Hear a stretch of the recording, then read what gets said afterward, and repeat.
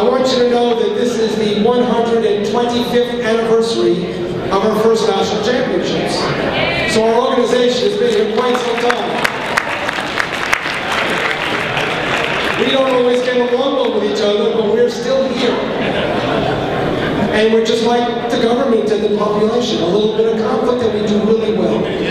So, on this 125th anniversary of Division I National Championships, of course it was canceled twice, Spanish-American War and World War I for 1 year. But this is 125th anniversary, and you know that we were founded on some very interesting principles that, of course, have changed, like everything else in the world changes. And you know that sports were getting very big in America. There was sort of a fat problem going on in America in the late 1800s, believe it or not. Cities were getting bigger, machines were getting more common. And because of the German Revolution in 1848, we had this big influx of people coming to the United States opening gymnasiums. And the first gymnasium was opened by a German in Massachusetts named Vita. And then these Turnvereins and Turngemeins and forwards clubs opened all over the United States, run by organizers from Germany setting up physical fitness places. Then that set up a whole different movement going on, and before you know it, sports organizations were sprouting all over America. And then in 1888, James Sullivan, one of the great track stars of the United States, famed all over the United States, he decided with a group of other men at the New York Athletic Club to begin the Amateur Athletic Union, and that's in 1888. And many sports were developing in contests everywhere. And in New York it was very big. There were sports clubs developing everywhere. So what happened was they decided to make national championships. And the first 4 national championships from 1888 to 1891 were under the auspices of the Amateur Athletic Union, which was founded inside the New York Athletic Club. And what happened was then, was they ran these 4 championships, 3 in New York City and 1 like in Hoboken. Why, I don't know. And all the top fencers in the United States got very upset. They were very elitist kinds of guys, not like me, middle class. They were very elitist, and they didn't like the way it was run because they had direct elimination. These people felt it wasn't fair that that guy got an easy draw and this guy got a hard draw. Not fair. And they didn't like that there were coaches doing the officiating. Now, when we first started our competitions in America, they were called referees, believe it or not directors. That name came later. So these referees were frequently coaches, and people felt it wasn't fair to have these coaches refereeing, and they didn't like direct elimination. And they weren't giving any points for how beautifully you fenced. And these guys from New York who were very elitist and traveled and learned to fence in Europe, they felt form was important. So after 4 national titles with direct elimination, coaches refereeing, and no concern for behavior or form, the Amateur Fencing League of America was founded.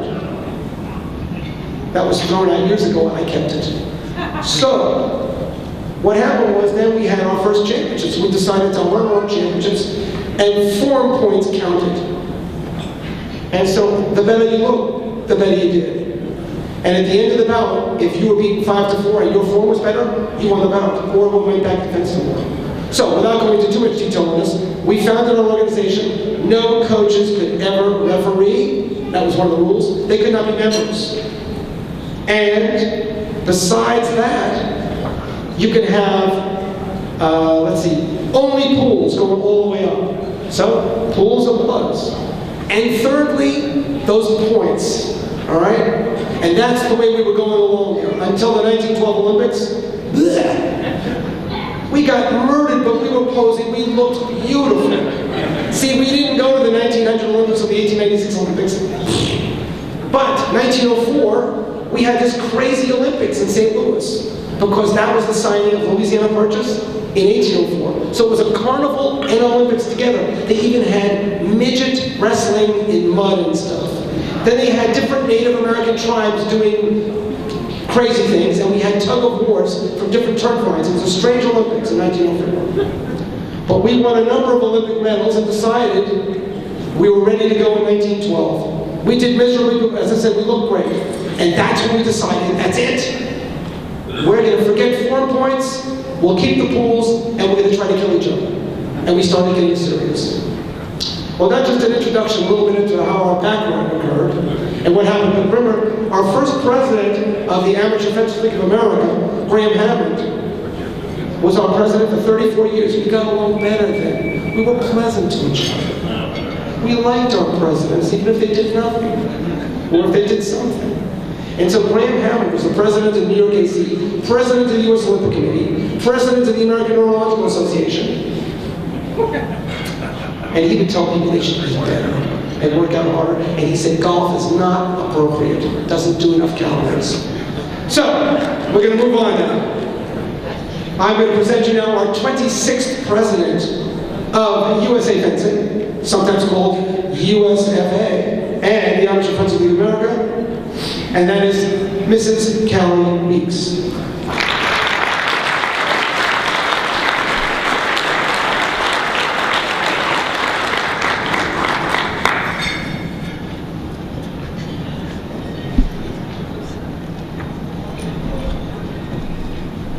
I have to put on my granny glasses here. On behalf of the Board of Directors, welcome to all of you who have come to celebrate all of those who have contributed so much to our sport. And I bring particular greetings from the board to all of the honorees. You'll be hearing a lot more about them shortly, but you've already had a chance to see a great deal about them. Look at their exploits, look at their photos from years past, and look at the highlights of their careers. We also need to thank Andy. We just heard from him. He's definitely the keeper of our history.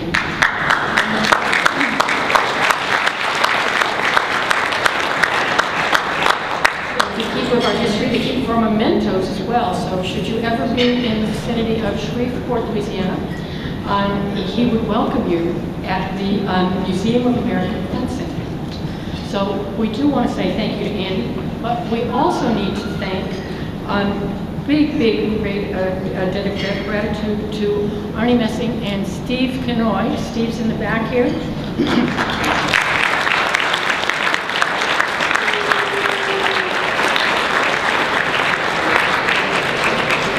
It is with their enormous effort that we have programs, we have the wonderful plaques that will be presented to our honorees. Unfortunately, Arnie couldn't be with us tonight, but he's certainly here in spirit. And I think we need to be sure to thank Steve in person, and should you happen to be ready to drop an email to anybody, I think that Andy would be really happy to hear from you. But now, I'm very happy to present this year's service awards. Our first honoree is Joe Salisbury. It was only about 6 years ago that Joe knew nothing about fencing, but was convinced by Mark Courtney, one of our computer folks who was working on our bout committees, to try his hand at one of our tournaments. He's been a faithful inhabitant of what some refer to as the dark side of the bout committees, and ever since. Beyond that, he has worked to define our software requirements, upgrade our hardware. He's even figured out our shipping logistics for our delicate equipment. And his colleagues on the bout committees are most grateful because he has a passion for personally roasted coffee. So when he brings out his equipment at about 3 in the afternoon, smiles are much brighter, and everyone is very grateful that Joe is a part of the team. So for Joe Salisbury, we are happy to award him the Jack Baker Service Award.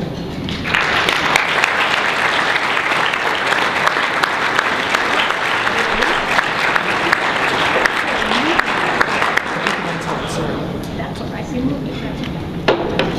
Now, here it is. Now, thank you.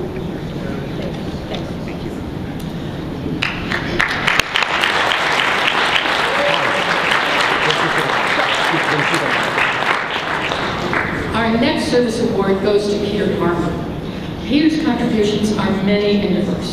Earlier today, you would have seen him working with our athletes at the convention center. It would be making sure that blisters were treated properly, reassuring parents their children's bumps and bruises were fine, and even checking out some aging needs, some of which he's seen over a decade or two, both at home and abroad. In addition to personally delivering service and care, Peter mentors youthful aspiring trainers so that they can serve us as well at our many events. He also serves on the FIU Medical Commission and continues to collect data about the safety of our sport. And in fact, just this week was quoted in a Reuters wire service article on the safety of our sport. As a resource to us in so many ways for his service to the sport of fencing, Peter Armour.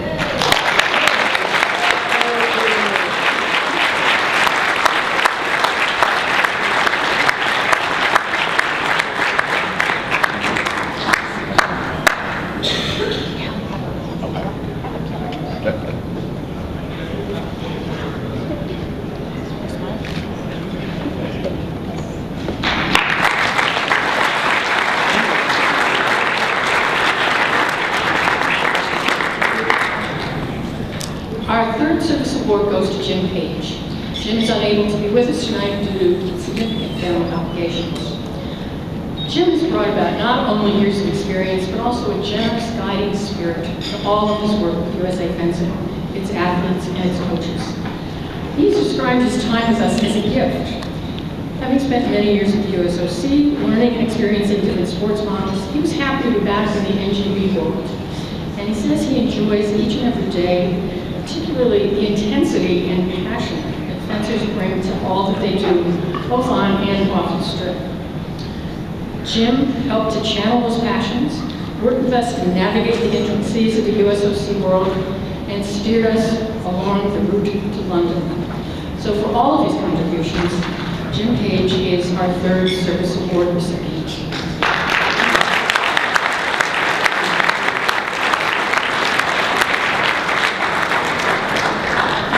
I am now scanning the crowd looking for Jerry Baumgart. Is she here? There she is. Jerry is going to...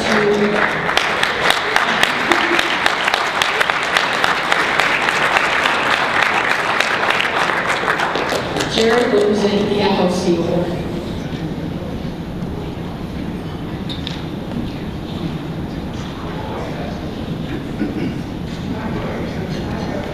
I'm very pleased and proud to present the FOC Fencing Officials Commission Service Award to a very deserving person who unfortunately is not here, but will be here on Monday, and we'll have a small private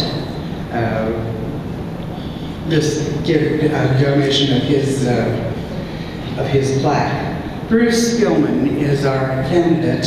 He has been an assistant coach at Ohio State, chair of the Great Lakes section, chair of the North Atlantic section, responsible for the fencing at the Empire State Games, was the founder of the Fencing Club of Long Island, was the assistant coach at Sacred Heart College, and is currently the head coach at Vassar. But why we are presenting him this award is because of his service to the Fencing Officials Commission. Bruce has, over the past number of years, taken care of all of our officials' ratings, helping with the tests, and keeping track of all the people who are involved in refereeing of our sport.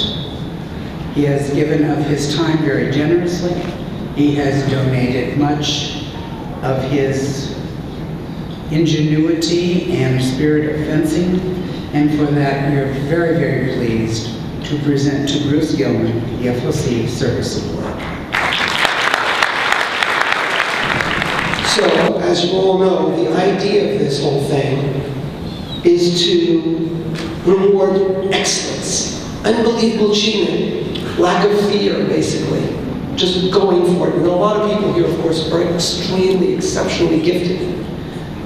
And there are many people, how do you know who belongs in the Hall of Fame, who doesn't? So I'm going to briefly tell you how people do get into the Hall of Fame. It's kind of like rumors.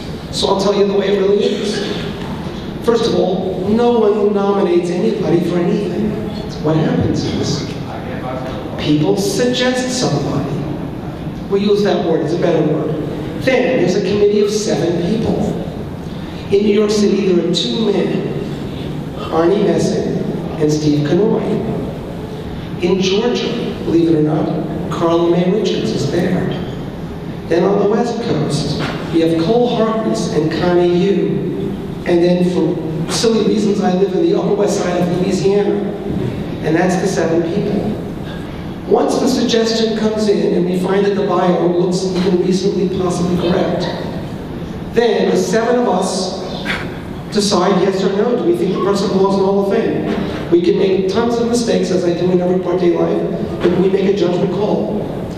If 4 people or more say yes, the person is nominated by that committee. We don't bicker. I don't say, oh, you kidding, how did you do that? I accept people's vote, just like when my wife says something, I say fine. So, the votes are done, and then it's nominated. Then, the nominations go out to the public, and much like the public of the United States, they're vulnerable to who knows what kind of propaganda or nonsense. Sometimes they vote intelligently, and we have hopes that Americans are good at voting intelligently, and sometimes they don't. But hopefully in the end, the great people make it through. And actually just about everybody who gets nominated is incredible.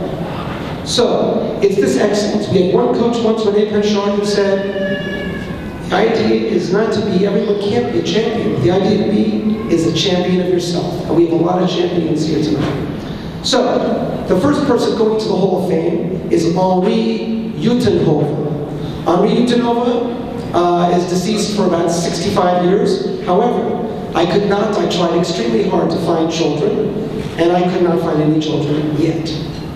So, I will just tell you a few things. Mr. Utenhove's career is basically divided up in 3 areas. He was the first choreographer, fight technical director for movies in history. His first job in Los Angeles. He moved to Los Angeles at the age of 30. Before that, in Belgium, where most of our great choreographers were from.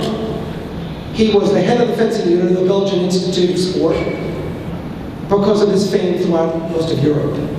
Anyway, what happened was, he got hired by the Los Angeles Athletic Club to train fencers in that LAAC, around 1916 maybe. No, sorry, no, 1908 maybe.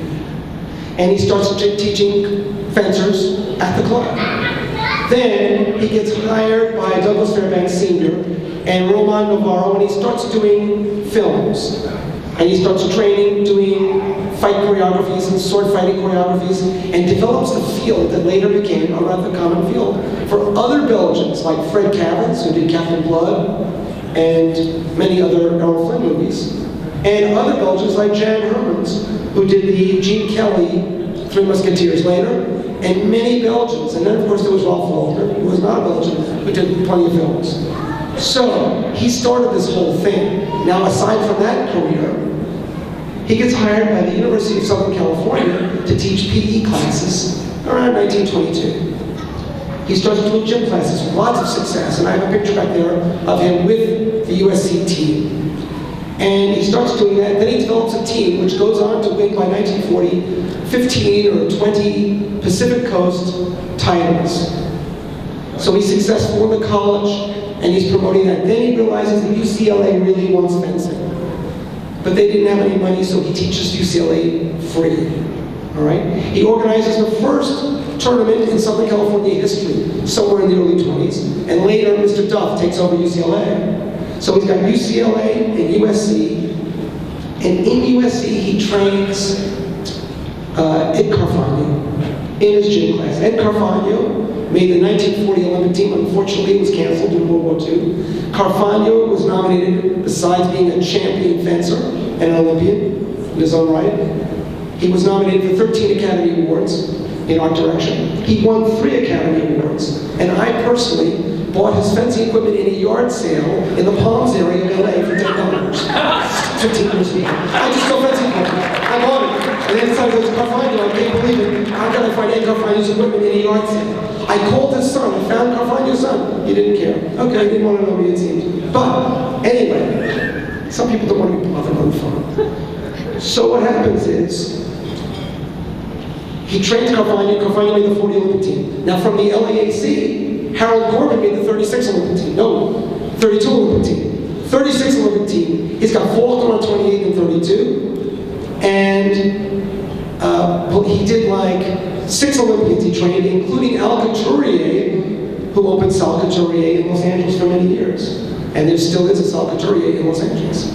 So we salute this guy for his numerous efforts and ways that he developed fencing and was skilled throughout his career in Los Angeles, coming over from Belgium at a young age. And we congratulate Henri Utenova.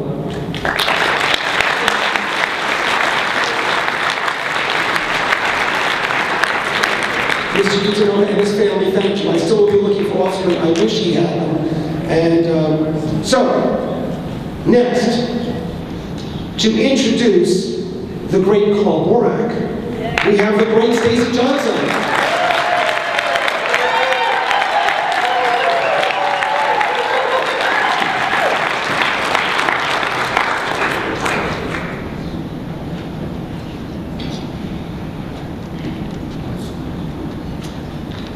Good evening, everybody. It's really great to see so many of Carl Borak's family and friends. And it's really a personal honor for me to be able to introduce Carl tonight for his induction into the U.S. Fencing Hall of Fame. It's an honor that I believe is long overdue, particularly for one of the most passionate athletes, administrators, and supporters of the sport of fencing, not only in the U.S., but worldwide. When I was preparing to write this introduction, I started in February, and I was gathering information, and I was like thinking about this, and I reflected on my own personal friendship and thoughts about Carl and what he's meant to me, and to so many other athletes, and to the sport of fencing over these many years. And 2 ideas kept coming to me. The first idea is that Carl is a person who makes a difference. He makes a difference wherever he goes and whatever he does. He is truly a change agent, a game changer. And I'll speak more about this in just a little bit.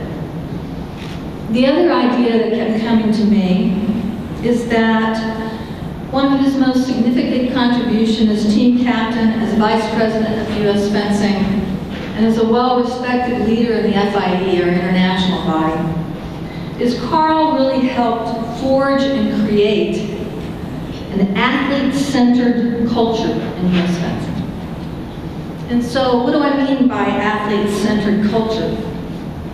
Carl Borak really wanted to see that U.S. fencing, and particularly the elite athlete competitive side, had an organization that identified and supported the needs of athletes. He wanted the organization to try to understand the athlete's world through the athlete's lens. Carl had the audacity to suggest that we should ask athletes what they thought was good for them, what was good for their preparation and training, rather than the organization paternalistically determining what is best for athletes. This was a radical idea, I can assure you, at the time. So first, I want to go back to what I said earlier, that Carl is a person who makes a difference, that he's a game changer. And to do this, let me give you a bit of grounding in his own accomplishments, in his own athletic achievements. Because it's really out of this grounding of being an elite athlete himself that he accomplishes making a difference in creating a culture of athlete-centeredness. I won't repeat all of the information that you can see in the Hall of Fame, but there's a few results that are very important and critical. He made his first Pan Am team in Winnipeg at the tender age of 19, where he won a gold medal in Team Epic. He also won a second gold medal in foil, beating the mighty Cubans. And I think, as many of you will remember, the Cubans were tough. 2 years later, he won the national championships in foil, and then traveled just 3 weeks later to the Maccabean Games, where he won gold medals in individual saber and F-18, and then won bronze in foil and saber team events. In 1971, he made the finals of the national championships in Berkeley in all 3 weapons. I don't believe that's ever been done again. Carl was accomplishing all these results as a West Coast fencer at a time of East Coast dominancy in all the weapons. He made numerous junior world, senior world teams. He competed in the world championships in Moscow in '66, Montreal '67, Havana, Cuba '69. Carl made the Olympic team in Munich in 1972, where he was elected captain of the men's foil team. Carl was a game changer as an athlete, a renegade from that crazy West Coast who could do it all in all 3 weapons. I mean, really, Carl? All 3 weapons? It's amazing to me, and it shows great agility in mind and body to be able to do that. In 1972, I met Carl for the first time. I was 16 years old, was attending my first national championships in Waltham, Massachusetts. Carl came into the room with my future coach, Mike Massaro. I had never seen 2 men with more charisma and dark curly hair in all my life. And I said, I think I'm going to like this sport. As Gay, Vinny, Izza, and I became a team at San Jose State in those early years, and particularly during our collegiate years, Carl would come to some of the tournaments to support and cheer us on. Now, as some of you know, as genius as a coach that Mike Massaro was, he was not really good at the side of the strip.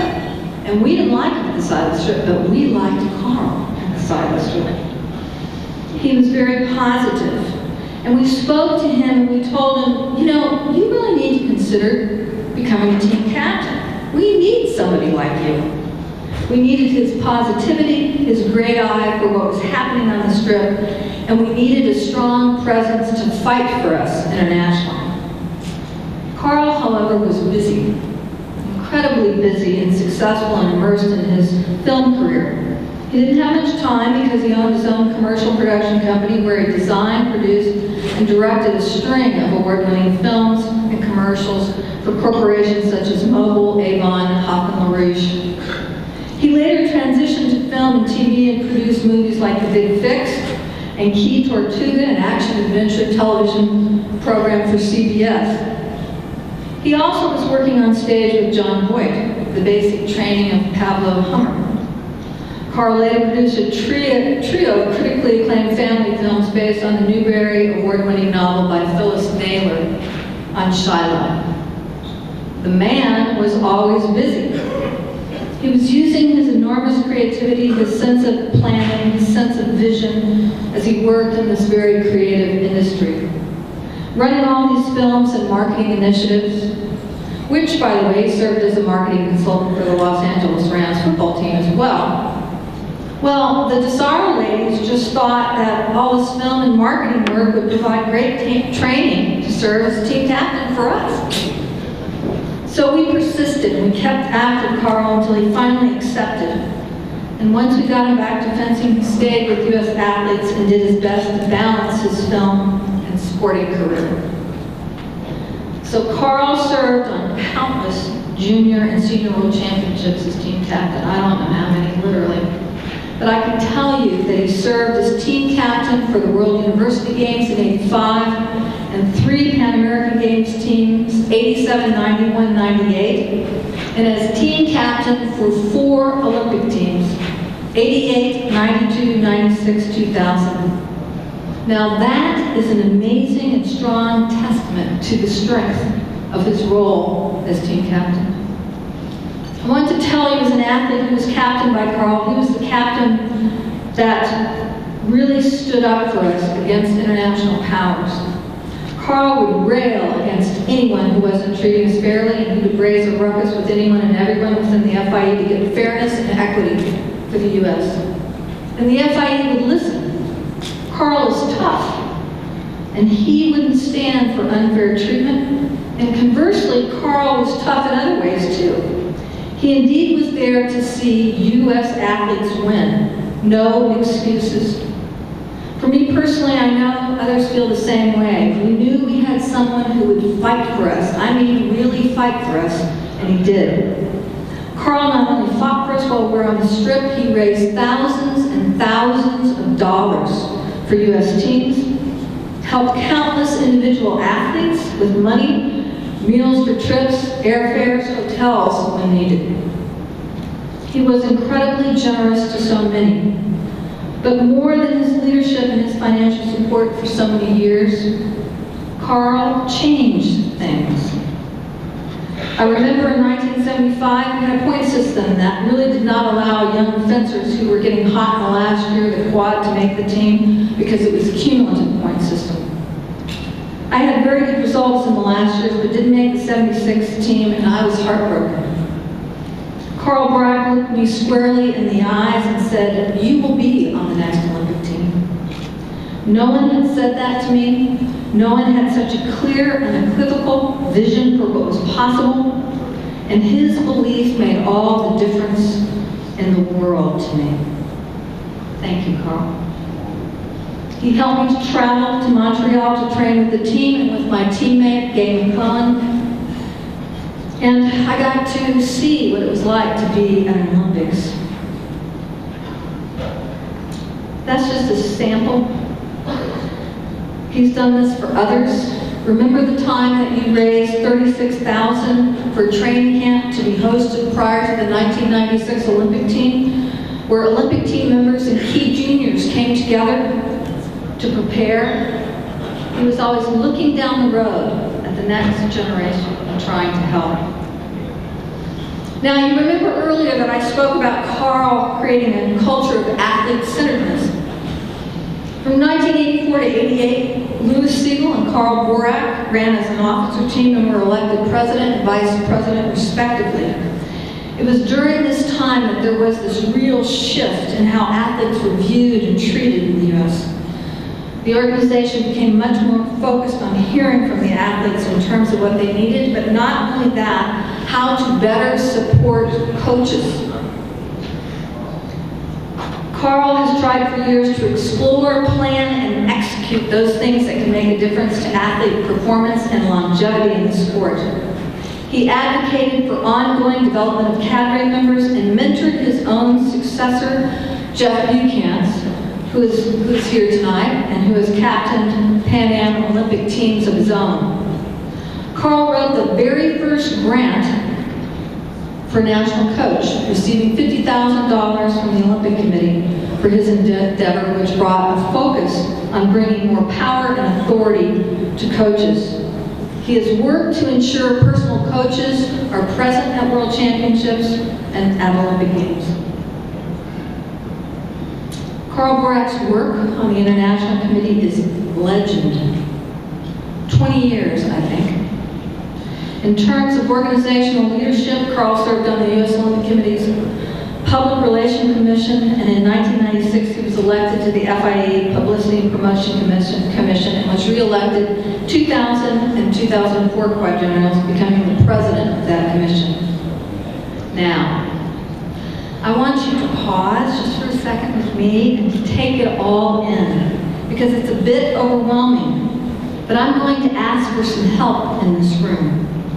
I would like to ask all of the athletes and fencers in this room who have ever been captained by Carl Borak to please stand. Please stay standing.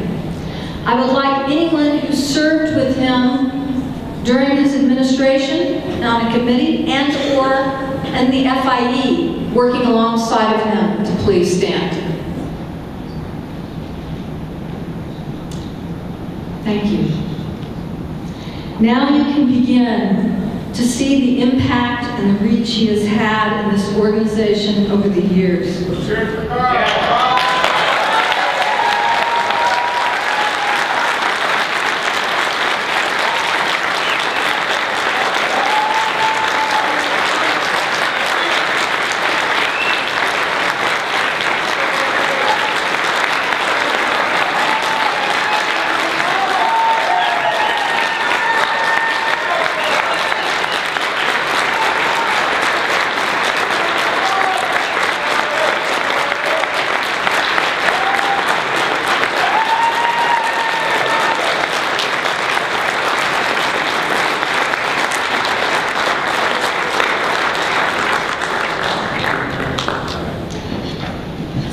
how does Carl Borak make a difference? He does it through love, passion, friendship, and endless generosity. Carl lives, eats, and breathes fencing. His passion for fencing is deeper than anyone I know. And Carl also has a secret weapon. It is Gayleen, his wife.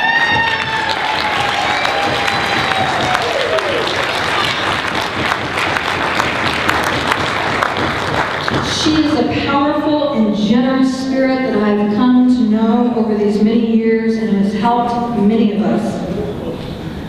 Over this last year or so, Carl, you have had an incredible battle fighting cancer in your life.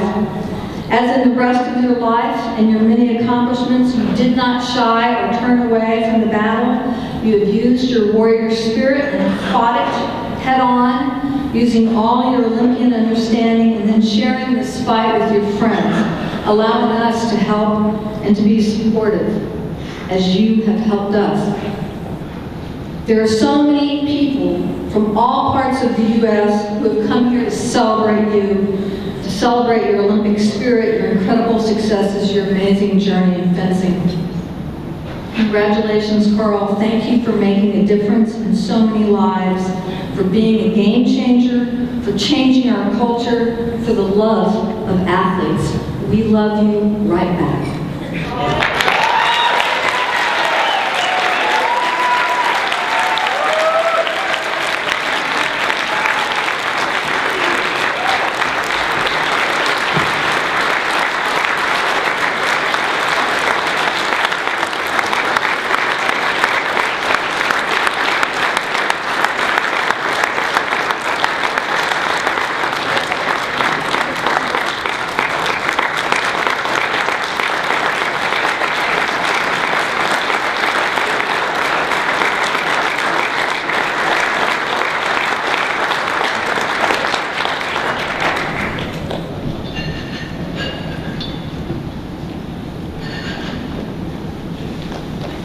Thank you, Stacy.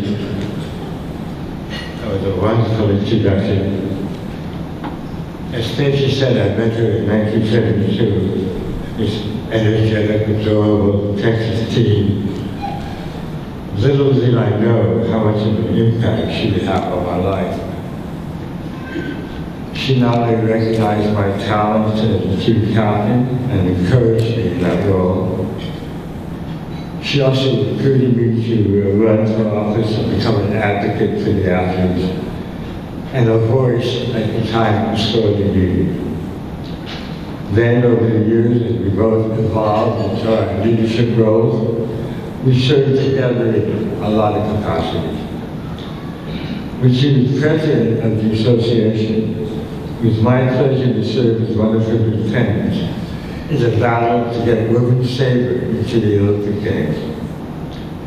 That single move was one of the most important events in U.S. fencing history, as the U.S. women have dominated the weapon and delivered Olympic and World Championship medals.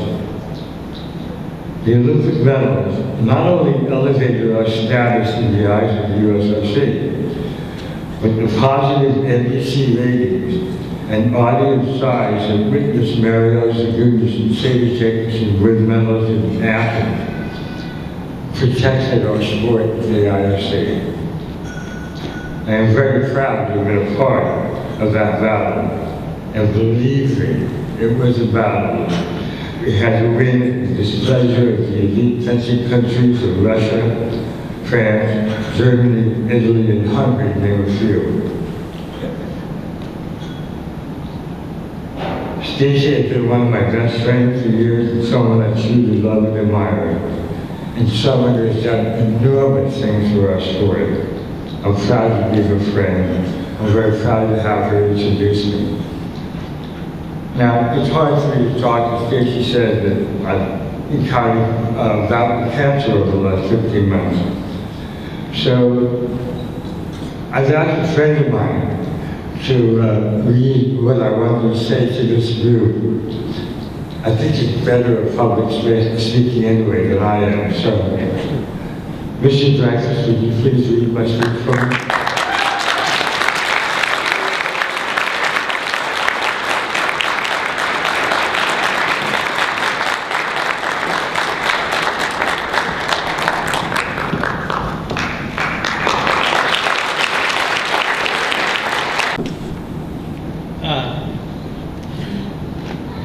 Carl wouldn't cry. I will. The words I'm about to speak are written by Carl and about Carl, so I'm not changing anything. I will say that we've been friends since we were 12. He's told me since I was 12 that I should have been a fencer. He was right. And I have nothing to say except, you're right and I'm sorry.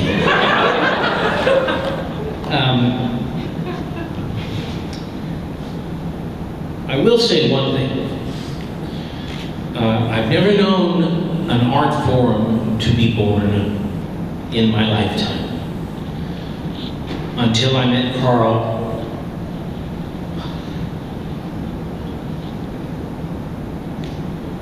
And realized that he had invented friendship as an art form.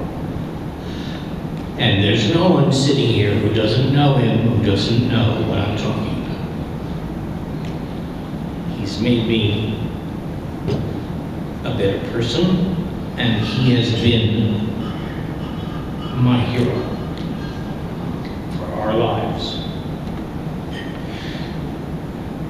I was introduced to fencing when I was 9 years old, and it was an instant love affair, and the passion still exists today, and perhaps even more. My first introduction to fencing was with Mel North. Mel had a great way to excite and teach young people, and I was soon taking his fencing class once a week, and at his private club on Saturdays. He had the ability to make you believe that you were going to be a great fencer, and he was a terrific teacher. At that time, I only got to take fencing for a year, and then I moved to a new area and a new school, and other things took priority. However, 5 years later, a classmate by the name of Bobby Post, who turned out to be the smartest guy in the class and is currently a constitutional law scholar at Yale University, asked me if I wanted to go back to fencing. At the time, I was playing high school football, but I flew at the opportunity to start fencing again. And started my competitive, once again, Mel was my coach, and I joined his club, Salle du Nord, and started my competitive journey continually through the 1972 Olympic Games, and more sparsely over the years that followed, as my focus moved to my professional life. Mel North was also the varsity coach at UCLA, and the head of the UCLA fencing club as well, many of whom came to his private club to work out. And I benefited as I got to go to UCLA and work out with his team and the club participants. It helped my game grow quickly. In 1965, I went to Rotterdam, Holland for the Junior World Championships, my first trip abroad, and my first introduction to world-class fencing. A whole new world opened my eyes, and the level of playing the sport the way one would aspire to. At the time, I had become enamored with the Olympics, first because of a film I saw about Bob Mathias and his gold medal Olympic performance in decathlon. And then I watched Rayford Johnson and C.K. Yang compete for decathlon fame as well. So with the passion for the Olympic Games and the newfound excitement in international competition, my goals were set. I am forever grateful to my parents for financing that first junior world trip, which was the fuel that ignited my path. At the risk of sounding immodest, I think that Mel gave me one of the best hands in the country and one of the best coupes as well. For a while, Joe Elliott was my teammate, and I watched him become a very good fencer, and he was a terrific role model. And it was a great inspirational boost to see him win the national championships in 1965 in épée. He set the bar and showed it could be done. Over the years, I enjoyed competing against him as well.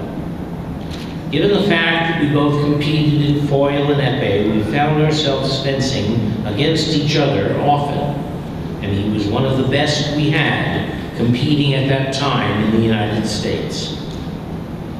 My passion showed no bias toward any of the weapons. I loved fencing in each discipline. They were different, yet they were the same. However, probably 70 to 80% of my focus in my lesson training was the foil, with saber and épée occurring when there was an upcoming tournament. At the club, however, how I practiced and bouted was spread more evenly across the weapons, more like 50% foil and the split between saber and épée. There were numerous occasions where I would go into a weekend and be fencing in 3 individual events and 3 team events. Good practice for when I would enter the national championships and compete in multiple events. I trained hard, fenced hard, and loved every minute of it. However, with that said, being a West Coast fencer in the world of an East Coast elite dominance in the non-electric saber era, with the referee and judges deciding your fate, gravitated me towards concentrating more on the 2 electric weapons. At least in foil, you can make 1 lightning touches. Épée, of course, there is very little subjectivity involved. So for me, I fenced saber for fun, and because it was the most dramatic of the weapons, and it appealed to my creative flair. Though I honestly tried to bring color to every bout I ever fenced. I liked elegant yet competitive fencing, and I tried to be one whenever I competed. And speaking of elegant, I must also mention the time I trained with Haizaburo Okawa, a wonderful fencer and fencing master who was beautiful to watch and compete against, and a great joy to take lessons from. He is one of the true class acts of our sport. I want you to know that I could go to a tournament, an event, and I could spot Carl even though everyone was wearing the same uniform and hidden behind the same masks, because he was the one who never retreated. And you could stand, and sooner or later, very quickly, you could say, "There's Carl." And that was Carl. I want to congratulate my fellow nominees on their introduction this evening. I didn't know anything about Henry Uitenhove, but all the other inductees I'm quite familiar with and proud to be in their company. As a kid growing up in Los Angeles, Skip, we knew him as Sewell Shirts, was a legend, and his achievements were a role model. Southern California had not put many male members on the Olympic team, with Skip being a rare exception. As a competitor, I had to fence Ed Ballinger in foil, but thankfully, not often. He was a terrific fencer. In saber, I had to fence Al Morales, who was one of the best athletes to grace our sport. When Al moved to LA for a short period of time, I would open my fencing club and we would work out together in saber and in épée. Al had honed his skills in épée as a pentathlete, and as you've learned, was one of the premier saber fencers of his generation. Training with Al was a humbling experience. He was a superb fencer, smart, athletic, and confident. I really enjoyed those training sessions. I always loved fencing good fencers. It's what the sport is all about, and what makes it so much fun to do. I must say, in retrospect, that even in competition, I much preferred to compete against the best. It is always more gratifying to practice your craft at a higher level. As team captain and/or chief of mission, I have spent much time with Sharon Montplaisir and Felicia Zimmerman, both outstanding women and gifted fencers. I have traveled much of the world with them, witnessed countless hours on and off the fencing strip, and I am proud to have been able to serve on teams with them and be inducted at the same time. In my leadership roles, I have witnessed some of the most momentous occasions in U.S. fencing and watched the growth of U.S. fencing into an elite fencing nation. I've had the pleasure of working with some wonderful athletes, coaches, and cadre. There are a lot of good people in our sport, and I have enjoyed being with all of them. The list is too long to name everyone. However, I would like to single out one person with whom I served on a number of teams, and that is the late Sherry Postumus, also a Hall of Fame member.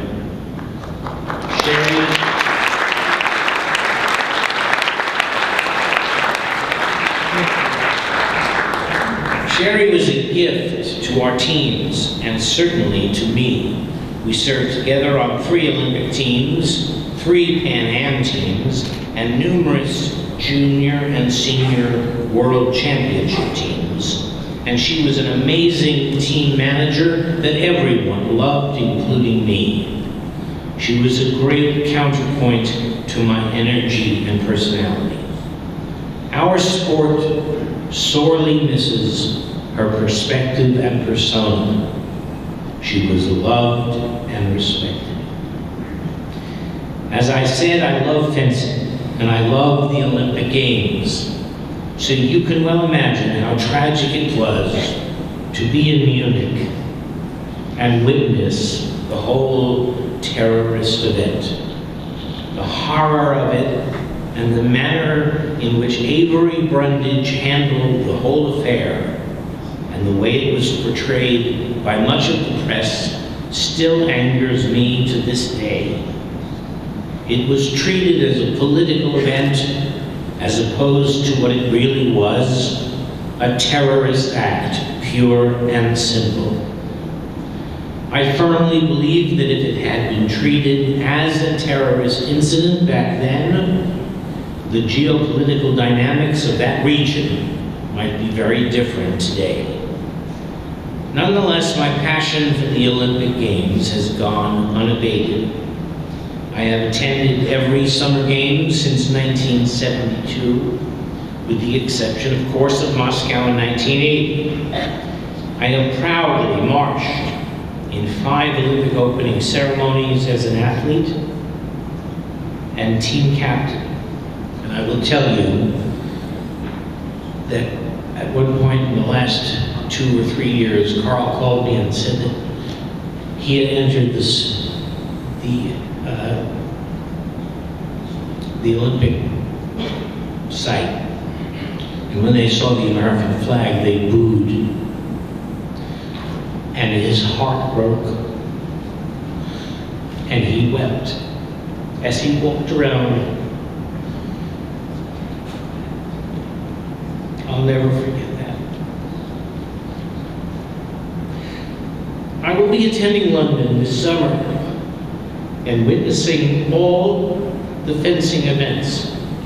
This being Olympic time, I want to acknowledge those Olympians in the audience tonight. As the saying goes, once an Olympian, always an Olympian. It's an honor being part of the same alumni with you.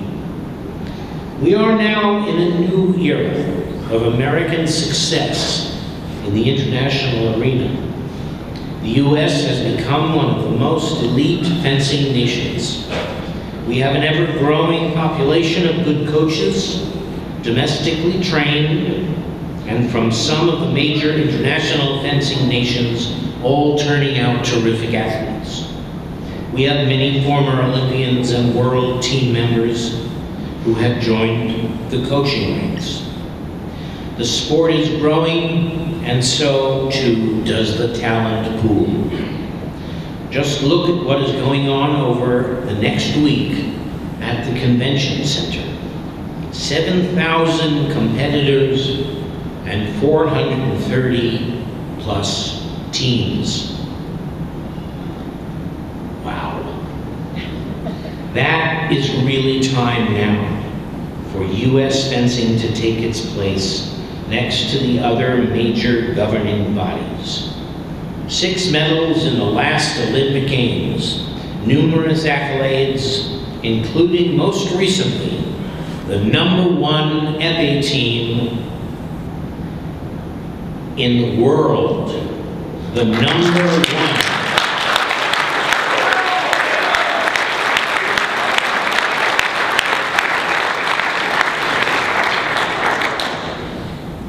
The #1 women's saber fencer in the world.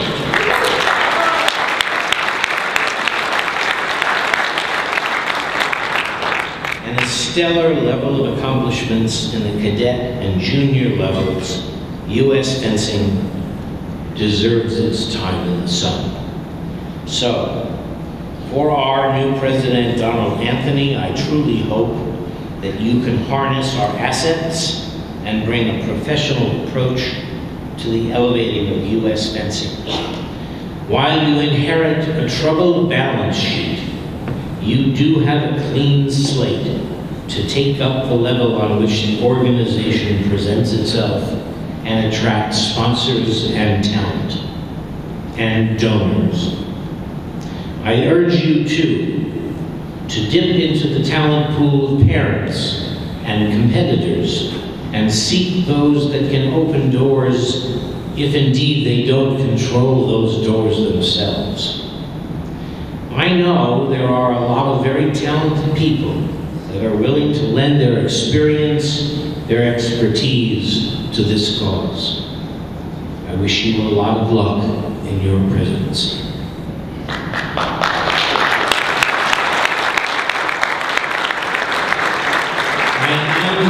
Eternally grateful to Mel North for the passion he instilled in me for the sport and for his guiding me to excellence. I am blessed that my parents supported me and made it possible. I have made many friends from around the world, and he ain't kidding, and lived many exciting experiences as an athlete, a team leader, and a representative in the International Federation I truly cherish. I want to thank my friends and family for joining me here this evening. And I am so grateful to those who flew in for this occasion, making this an extra special event for me. Thanks to the Hall of Fame Committee for their efforts. Andy Shaw has a large part of my fencing photo archives at the museum, and I greatly appreciate the work he does. My last and most important thank you is to my wife, Aileen.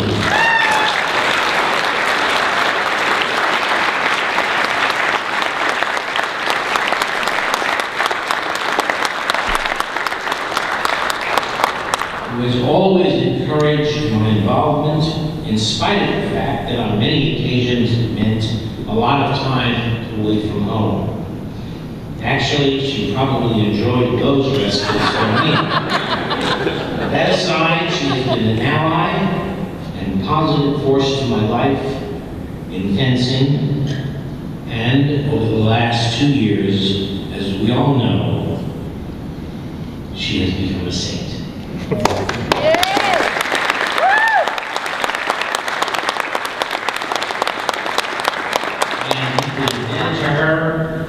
thank you all for being here.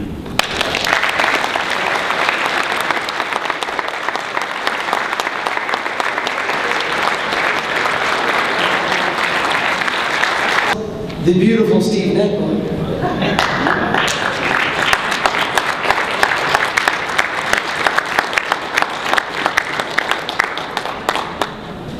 Your hair still looks long.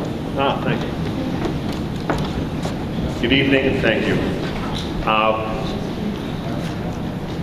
Al Morales was raised in Tucson, Arizona, but he spent his freshman year at Yale University. And one day, wandering around, he heard some clicking, clanging, and poked his nose in a room, and there was some fencing. And he looked in, and he said, you know what? I could do that. And so he did.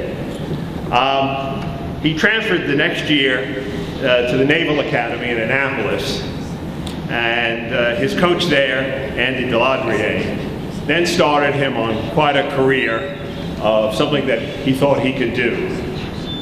Just to give you some quick highlights,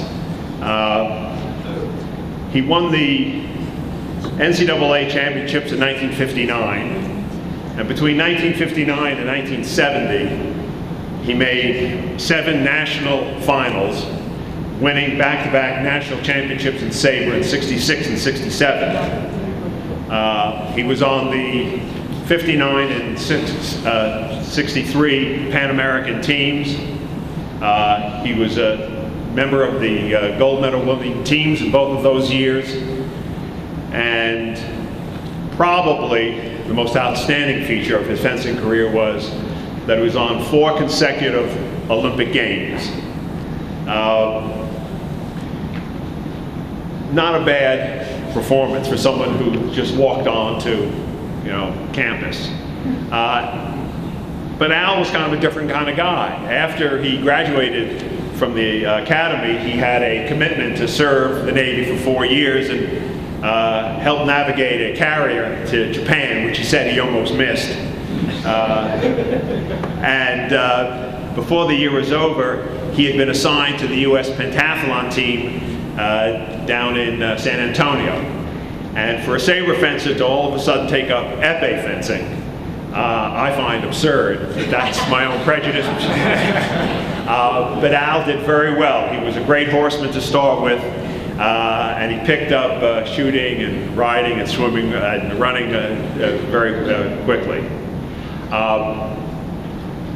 The one thing that I'd like to pass on to you, because Al was in saber and I was in épée, and so we didn't spend all that much time together, so I had a chance to speak to some of his competitors on the teams that he was on. And one wonderful comment that was made to me by Jack Keane, who was a captain on the many saber teams, was that Al was in a competition on the team, and he was doing poorly. And he turned to Jack and he said, "Jack, take me out." And Jack said, he looked at him, he said, "I take out Wally Farber, I take out Bobby Blum, I even take out me. You, never." He said that Al was probably the most tenacious, competitive fencer that he ever saw, and Jack saw an awful lot of people. I mentioned the fact that he was in 4 consecutive Olympics, and I got curious about how many other people have been in that many Olympics. Of course, we have Jan Romrey, who was in 6, I believe. So I got in touch with the USOC, and they told me, in fact, they sent me a printout, that beginning in roughly from 1924, there are 142 athletes who have been in 4 or more Olympics. And I said, wow, that's a lot of people. And so I was a little surprised. And then they sent me the printout, and I looked at it, and I realized, a lot of it from people from, as I say, 24 and onward. And I decided to do some really rough calculations. And what it comes down to is that there are roughly, I'm not exact here, 20 Olympic teams, if you go back from 2008 back. And on average, there are about 400 athletes on a team. The current teams now average about close to 600. In the earlier years, the numbers were less. But just bear with me, let's say 400 is the average number of athletes on an Olympic team. And that makes it, we have 8,000 athletes. And Al was one of 142 athletes to accomplish 4 Olympics in their career. So Al, you may be one in a million, but you are certainly one of 0.15% of the athletes. Congratulations.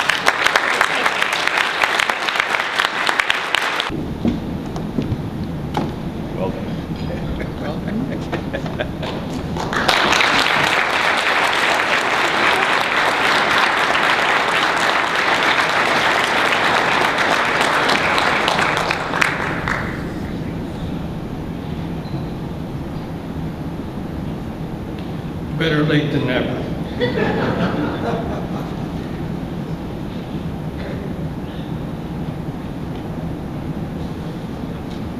I will not take much time except to say, of course, that I'm very honored for this presentation, but I'm also very grateful for the benefits that fencing gave me over the years. The only reason I left it was because professional life called and you have to make a living. But I'll try and be more associated with it in the future. One thing you learn is not to try and take light from a star. This is Karl Borak's night. And I will cut my speech short, except to say that, Karl, pleasure to have met you, pleasure to know you, and you've done a great job, and we all appreciate it.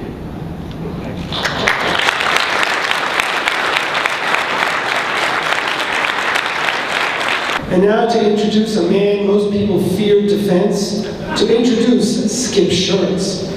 Hall of Famer Dan Duchesne.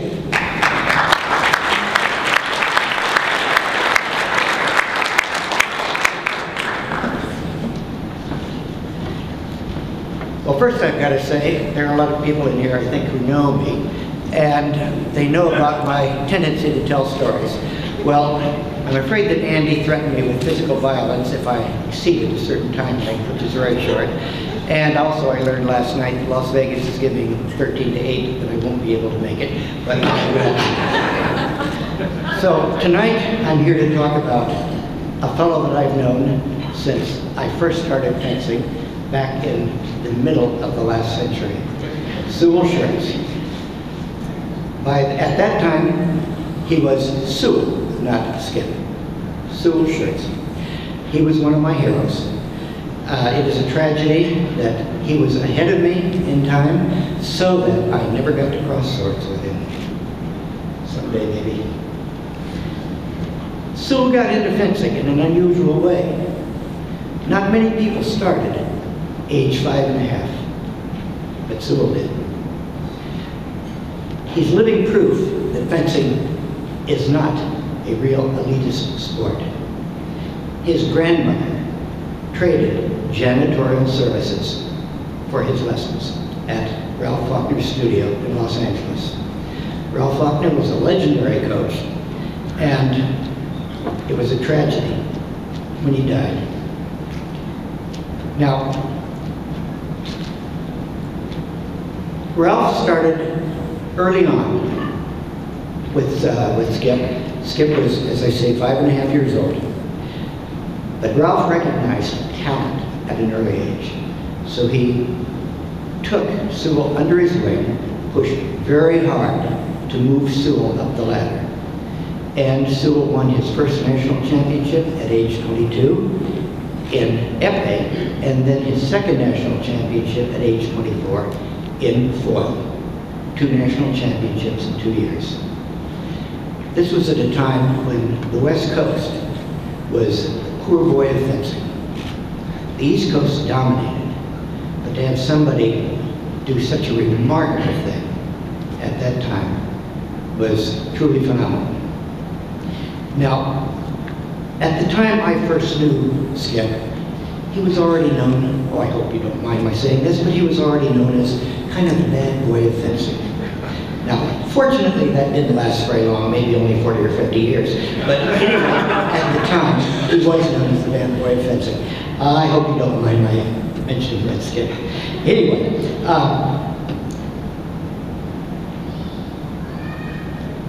I'm trying to read, and this is my own handwriting, which is deadly bad.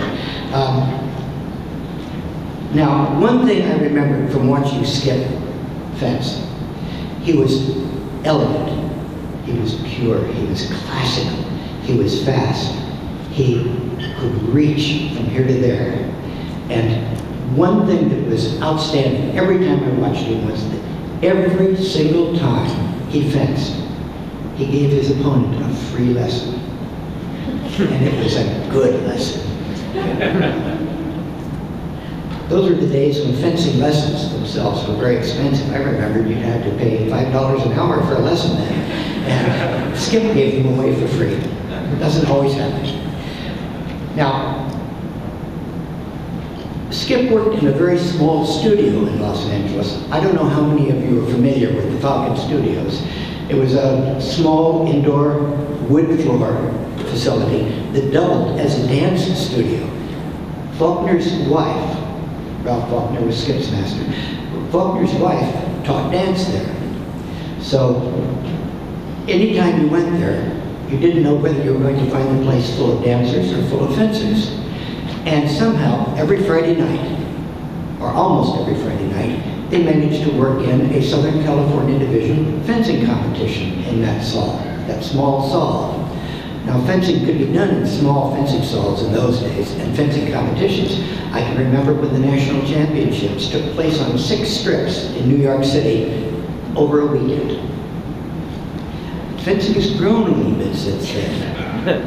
And I can remember that one national championships back in the 1960s, the national organization, in order to be able to put on the national championships in New York, had to borrow the money to put it on from the Southern California Division. They borrowed $10,000 to put on the national championships. As I say, things have changed, things have grown. But Skip was there at the beginning of the big days, the good days. And it was such a joy to watch him fence. Now,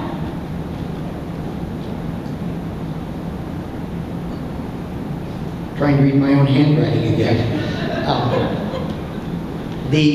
In those days, fencing was not quite as professional in overall appearance as it is today. I can remember, for instance, that in our épée competitions back in the 50s, we used a can of peaches as the weight for testing épées. We used that same can of peaches for 11 years. The same can, because we knew it was right. Things have changed, things have grown. Skip was at the very beginning of all of this. Now, also in those days, there were a number of outdoor... Was it something I said? I mean, there were a number of...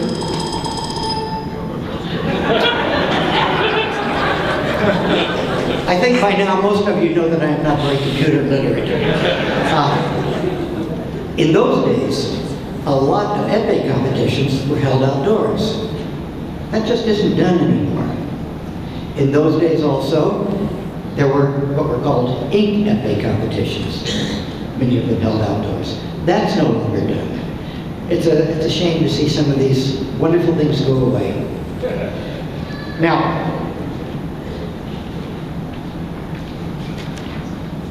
I'm fighting to keep from being beaten up by Andy Shaw here, so keeping this as short as I can. Those are not my glasses on the floor. I hope if I step on them, I'm not going to get beaten up by a second person. Andy frightens me enough. Now, Following the 1956 Olympic Games, Skip had to move into a new era for him. He had to start making a living. Fencing, in those days, did not provide the travel or the wherewithal or the rewards, financial rewards, that it does frequently today. So Skip had to drop out of the actual competitive end of it, but he found a new career, coaching. And as a coach, he scared his pupils as much as he did his competitors during his competitive period. Skip, however, always won the respect and admiration of all of his pupils. He was an unusual person who was here at exactly the right time for all of the rest of us.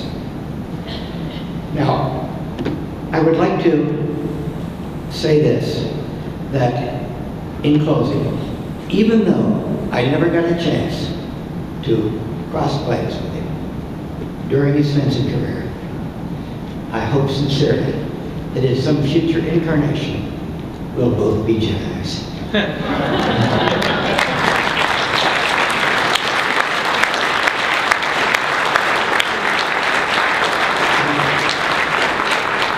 So, Skip, I'd like to say that when we are Jedis, I would be honored to be your Padawan learner.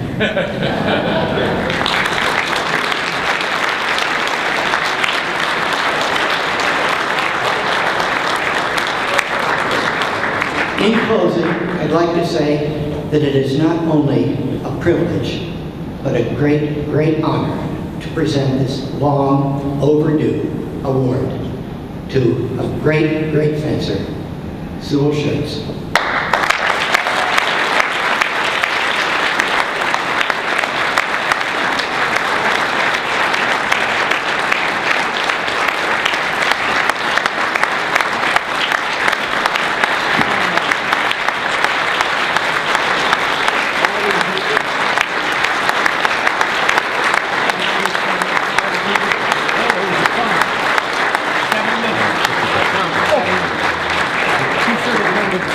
No, I didn't. No, buddy.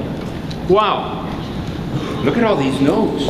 Are these mine? These are yours? Those are mine. You couldn't read them anyway. I can't read very well. Well, this is, wow. When you get old, you get excuses for writing notes. I represent the young crowd, for those of you who didn't know. First of all, I have names of Andy, Arnie, Steve. Thank you for all the work you do. Isn't this a great show? I mean, really.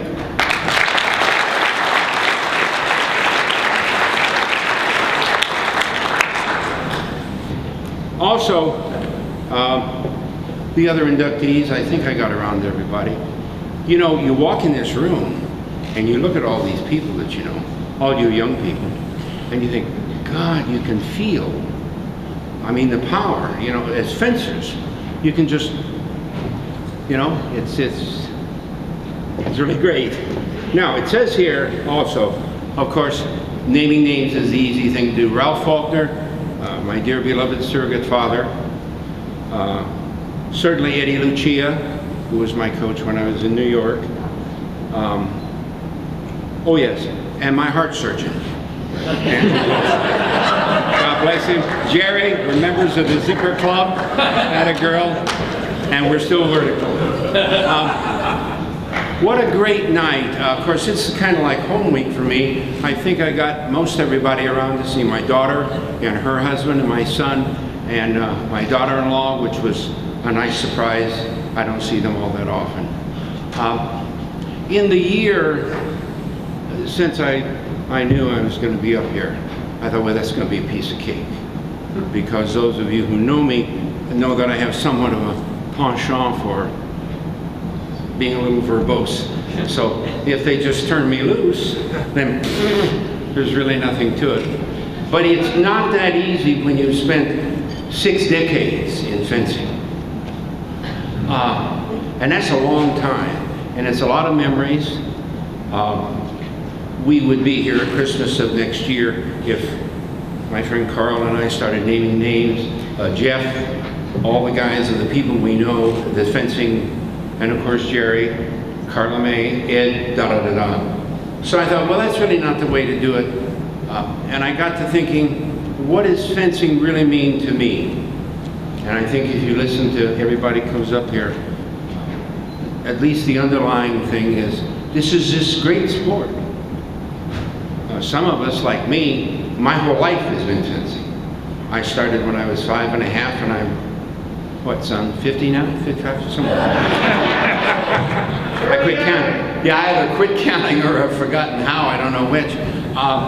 And that's what it is. I had the pleasure of driving down here from Reno with a very nice young lady, and we got to talking, and I said, what do you think I should say when you try and thank all these people?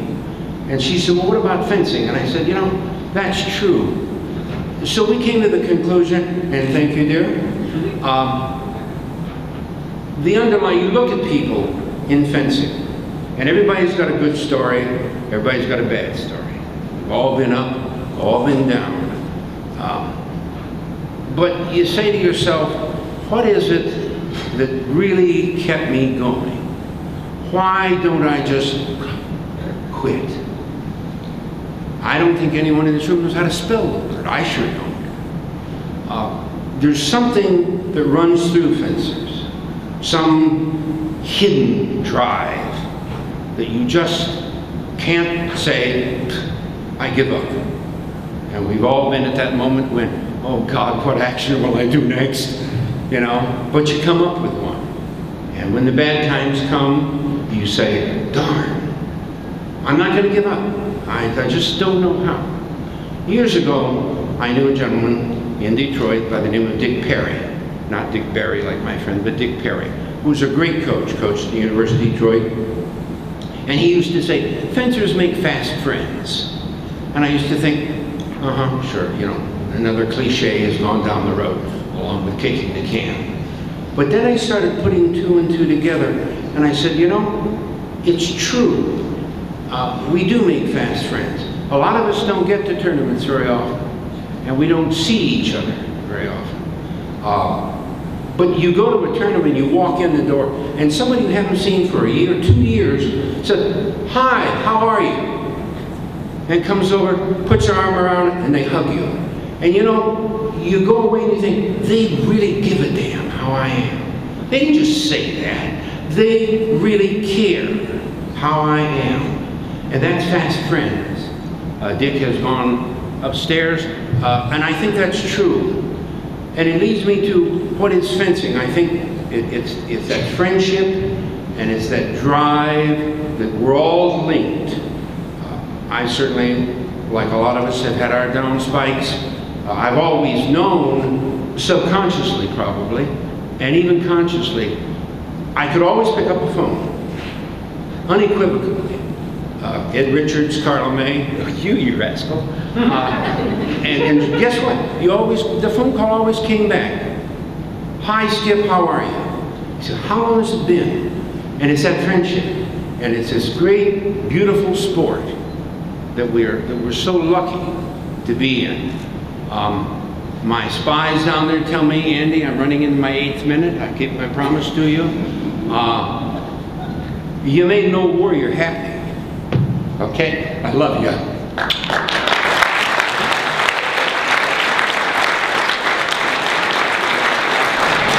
To introduce the amazing Ed Ballinger, we have an Olympian named Sally Paczynski, and she is his wife. Sal? Before I say a few words about Ed myself, I just wanted to let you know I have an email from a good fencing friend that he wished he couldn't be here, and so he wanted me to read it to everybody. And it's Marty Lang who sent this. And first of all, it says, congratulations to all the inductees. As LeBron stated so eloquently, it's about damn time.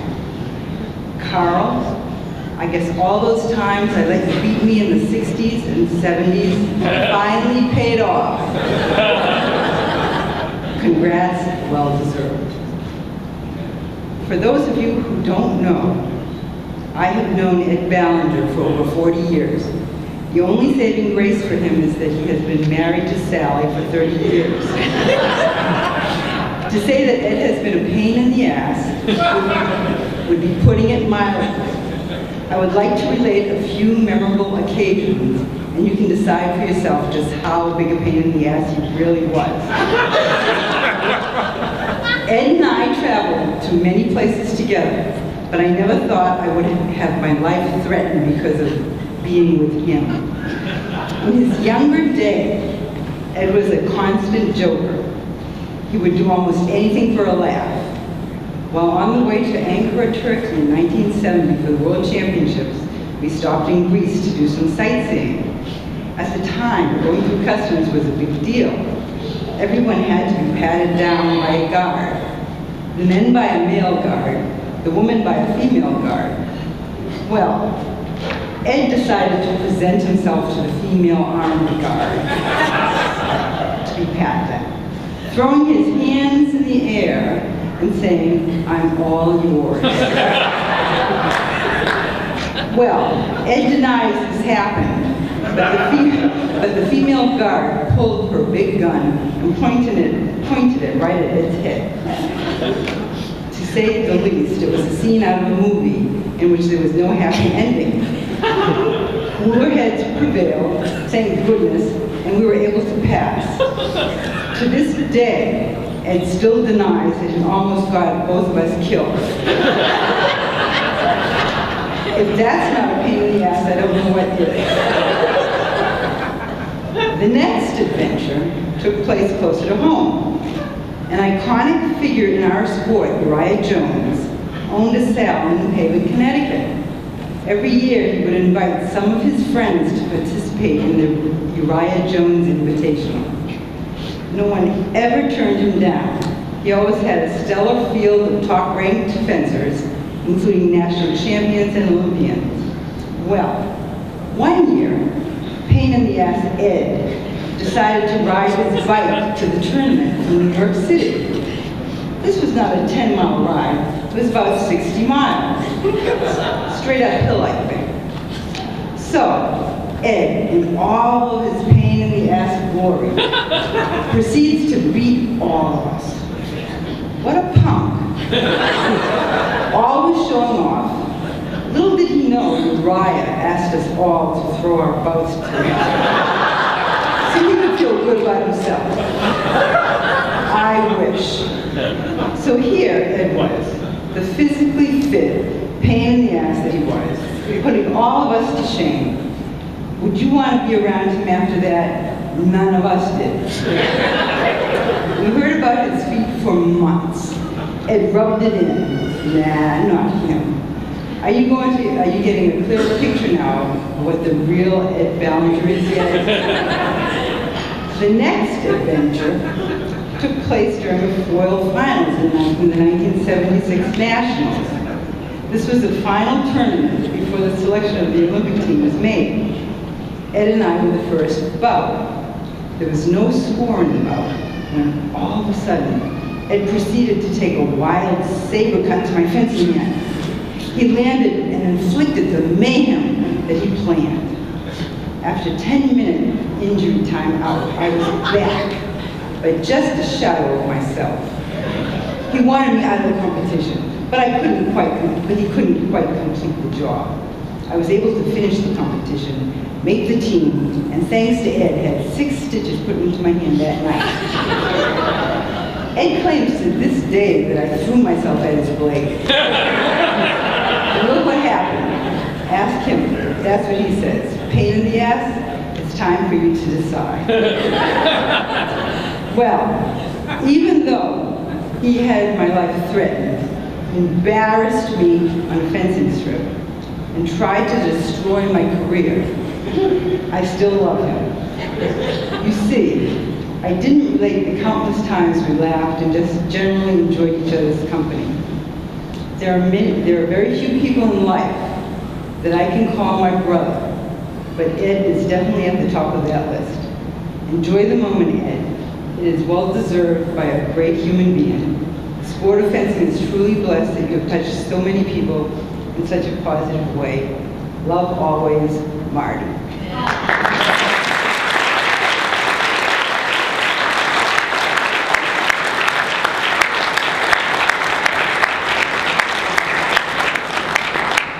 Now from another perspective, mine. I first met Ed when he was 16 years old. He was a freshman at NYU at that time. And we were both on the fencing team. But let me give you a little background. He was from a family of 4 boys. He went to an all-boys junior high. He went to an all-boys high school. Perhaps that's why his social graces were non-existent. He always spoke his mind and then some. He talked big and bad, and either because of that or in spite of it, we would become good friends.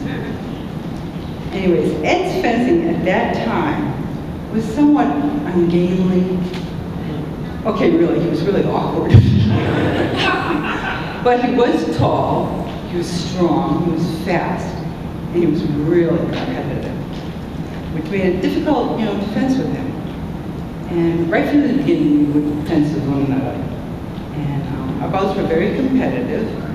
And but since at that time, I had more technique and more experience, I was able to beat him regularly. Such memories. However, when Ed decides to do something, he'd put his whole heart and soul into it. And he'd accomplish a goal. And this time, through experience and hard work, Ed's fencing technique increased, and he created his own grand style. And his fencing evolved from that of an awkward teenager to that of a classical champion. He had grace and style and sportsmanship, even swagger. That's what some people say. Whoops. I think I lost my last page. Whoops, I found it. Okay, anyways. His fencing, it wasn't just beautiful, but it was quite effective. And of course, he still talked big and bad. Some things never changed. But at this time, we still bouted. And his goal at this time was simply to not let me touch him. Where my goal was, I just really wanted to kill him. But it just didn't happen anymore. Anyways, Ed didn't just prove to be a good friend. He was a very supportive teammate. And later I would realize that it was his integrity that drew me to him. And so on that note, let me introduce the man who stole my heart, Ed Valentine.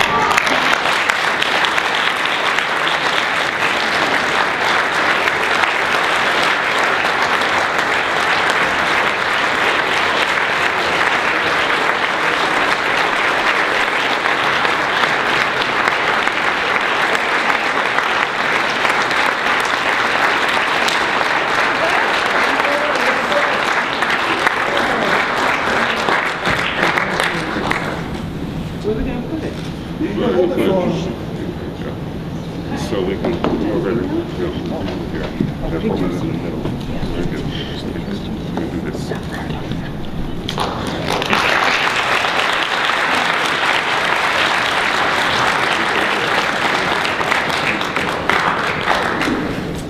Good evening. Good evening. It's not going to work. Excuse me.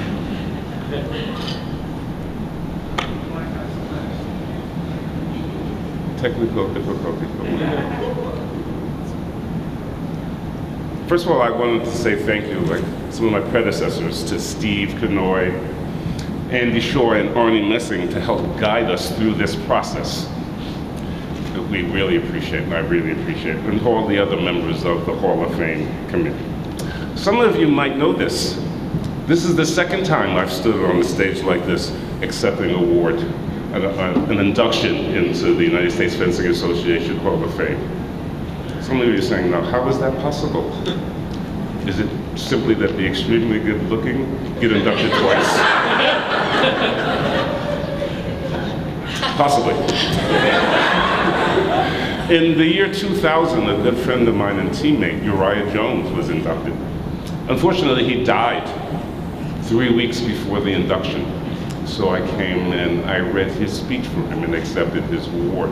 Some of you might remember, particularly Stacy, that I wasn't the only one to speak at that induction. People mostly remember that his son spoke after I spoke, and that what took the major emphasis of that speech, but I spoke. And if you remember what I spoke, and I read Uriah's speech, he spoke about Giorgio Santelli. He spoke about Giorgio Santelli being his dad. Now, Uriah and I had the same coach. My main coach was Giorgio Santelli.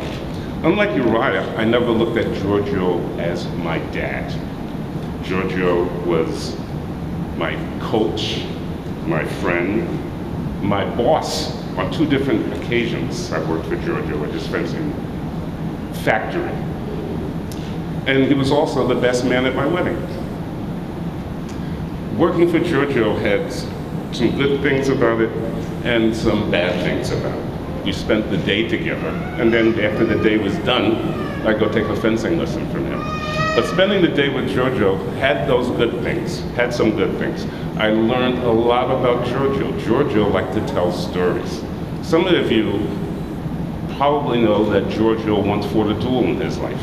A real duel, not the kind that you put a mask on and have a blunted weapon, but a duel with sharp sabers. Those of you who have never heard the story, you can just Google it, Santelli duel, D-U-E-L, and you'll find a version of it. And I'll give you his short version. Giorgio was telling me about this as we were working. We really fenced. We didn't hack. It started that someone accused his father of lying. His father denied it. The guy challenged his father to a duel. His father was over 60 at the time. And according to the rules of chivalry, the son, if the father is over 60, can take the father's place in the duel. So Giorgio took his father's place. And as Giorgio tells it, we really hacked. We didn't hack, we really fenced. They're fencing with sabers, and after a few minutes, this guy tries to cut Giorgio in the head. Giorgio carries 5 and makes a riposte to this guy's face. Cuts him across his eye. And Giorgio tells me how the guy had to wear an eye patch, and then his sight came back after a while, and he wore a monocle, and how they became best friends. And the guy was a big hit with the ladies because he wore a monocle. So Giorgio's telling me this story, and you can see the pride coming out. And he's telling this young kid me this story about how he fought a duel and he almost blinded this guy. And I'm sitting there looking, and I'm shaking my head. And to myself, I'm saying, you all were some sick puppies back then, now, weren't you? I did not say that out loud. I did not say that out loud. I just said something like, oh, that was wonderful, Giorgio. Giorgio came from a family of fencers, fencing coaches. Some of you know his father, Italo Santelli, was a very famous fencing coach. In fact, invented modern saber fencing.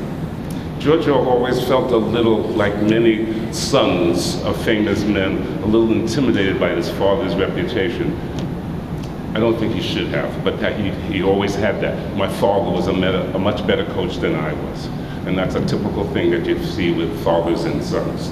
Giorgio also told me about how his family got into fencing before Italo. His family is from Italy. They had a home on a mountainside above a road on which stagecoaches drove. Stagecoaches would drive by with people with money. His family would come down with swords, cut up the patrons, and rob them. And that's how his family got into fencing. After years of doing that, they became good. And Italo's ancestors became fencing coaches. Italo became a fencing coach, then Giorgio became a fencing coach. Giorgio was a very, very proud man. He was very proud of being Italian. When I first worked for him when I was a teenager, I was going to NYU and I worked with him part-time. You know how teenagers can be, they hear things and they throw it back. Well, there was one day where we were working and he's just going on and on and on about all of the great things Italians have done for the world. How the world would not be the same if it had not been for Italians. And I was about 19 years old at the time, and I was tired of listening to him. So I said to him, what about all those mafia boys I read about in the newspapers? I shouldn't have said that. For the next 10 minutes, he gave me a lecture on the difference between Italian and Sicilian. That was Giorgio. The last time I saw Giorgio alive was 2 days before he died. This was my second stint working for him. After I finished school, I left. I was a school teacher for a while. Got tired of that. I went back to working for him at his fencing equipment company. It was a Tuesday before he died, and it was about 10:30 in the morning when he came into work, and he came in walking with his cane, and he went over to his workbench. He took off his jacket, and just before he sat down, he looked over at me and he said, "Sorry, I'm late." And then he sat down and he went to work on the foils or the epee blades that he was wearing. Because I think that after teaching fencing, the thing that Giorgio loved the most was just running his hands through the blades, the cold steel. He just liked touching swords, and that's why he had his fencing equipment business. So Giorgio was a good part of my fencing career, but fencing requires just more than a coach. I always tell kids, you know, you need a coach, you need to practice, you need to compete. When it comes to practicing, you need people that are worthwhile for you to practice against. And I was fortunate. I fenced at a club in New York, South Santelli, that had some pretty good people in it to compete, to practice against. Three of them, the three people that from Santelli that had the biggest influence on my life, Uriah Jones, Bobby Russell, and Maurice Cammey. Maurice Cammey, some of you probably don't know. He's still fencing. He's in his mid-80s. There's no longer a Sal Santelli, but he's still fencing, and I saw him not this past June, but last year, June, and he's 85 years old, and he's fencing at the New York Fencers Club now, once a week. And then the fourth person that some of you know the name, Albie Axelrod. And I would go visit him once a week at the New York Fencers Club. And each one of them taught me a little bit something, a little bit different, a little something different about fencing. Uriah, I learned how much determination meant. Uriah was just determined to win. Bobby Russell taught me that you can win at fencing and look good doing it. Albie taught me all about intimidation. Any of you who've ever seen Albie fence or remember him fencing knew that he knew how to intimidate the hell out of anybody. And Maurice Cammey, the name that most of you don't know, taught me all about timing. I used to go up to Santelli's on Saturday mornings because Giorgio would let high school fencers fence for free Saturday mornings. Maurice Cammey would fence me 10 bouts. 5 bouts left-handed, 5 bouts right-handed.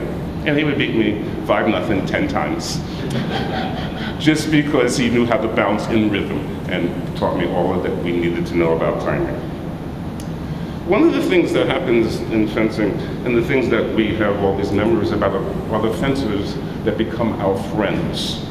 And that's where we really have those good memories. We have fencers that become our friends.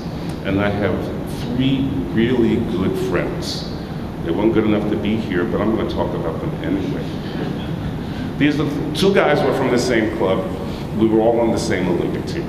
They were Marty Lang, Ed Donofrio, Ed Wright, and myself. We were sometimes known as Marty and the 3 Eds. No, it's Marty, Ed Wright, Ed Donofrio, and myself. Me plus 3 other guys. 3 is an important number, because I'm just going to tell you a little about these 3 guys. Between these 3 guys, count them, they've had 10 wives. Just let you know a little about it. 3 guys, 10 wives. Now, I offered to give them some instruction in matrimonial harmony, but they declined. They are trying to make some improvements. Marty has now been married to his 4th wife almost 10 years now. Ed Donofrio has been married to his fourth wife almost 1 year now. His anniversary is tomorrow. Ed Wright was only married twice, and he's given up.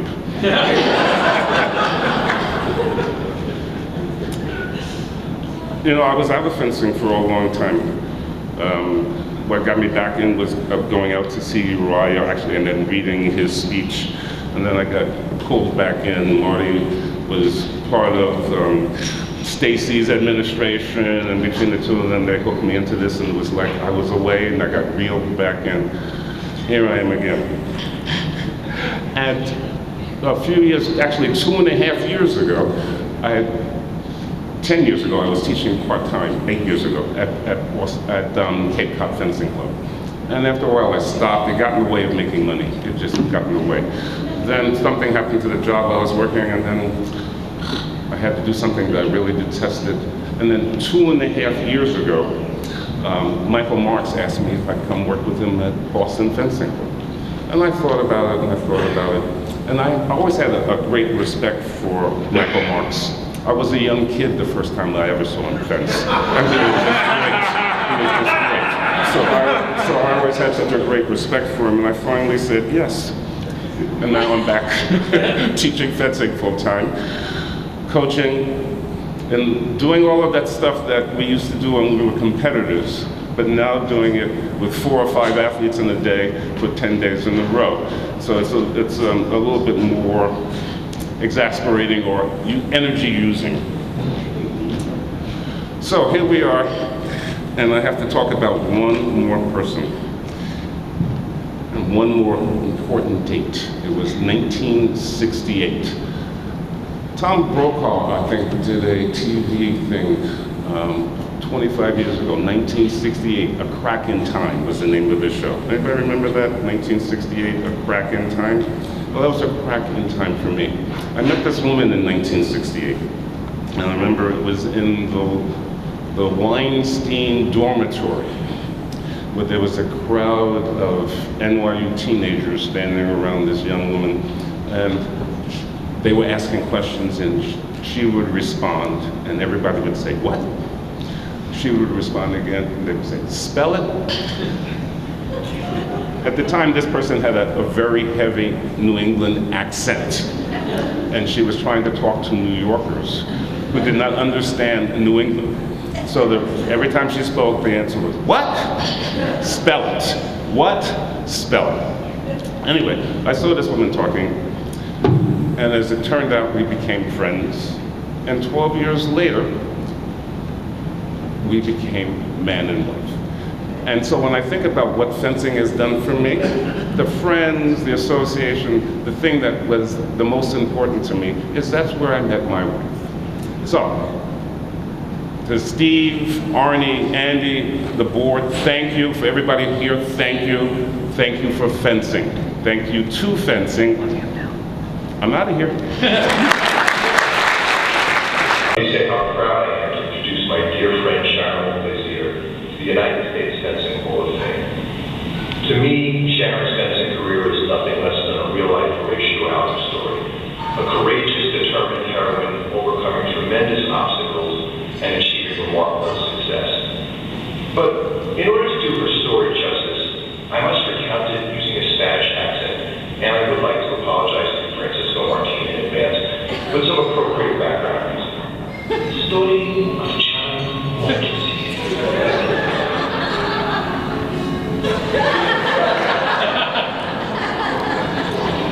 Sharon Montplaisir was born to a single mother and grew up surrounded by the pernicious destitution of New York City's South Bronx. In many ways, her childhood was more ardent than her more famous teammate, Peter Westbrook.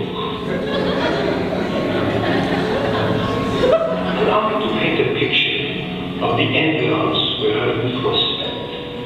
A world of squalid, decaying, rat-infested buildings,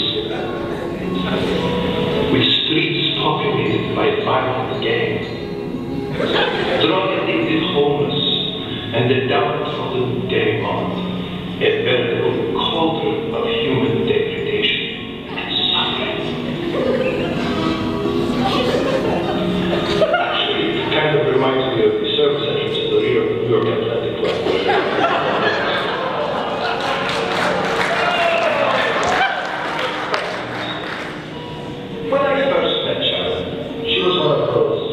adopted adolescents, gangly arms and legs, wearing these huge aviator-style bug glasses that she called them. No pictures exist from this time of her life because she was far too hideous to be photographed. Sharon quickly fell in love with fencing, because maybe masculine had something to do with it, and she displayed a determination to succeed that I had never before seen.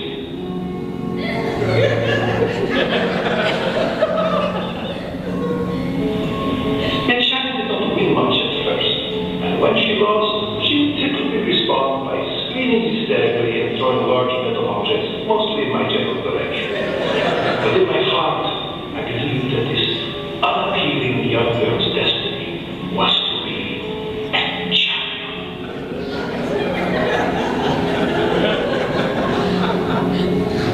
What I didn't know was that she would grow up to look like this.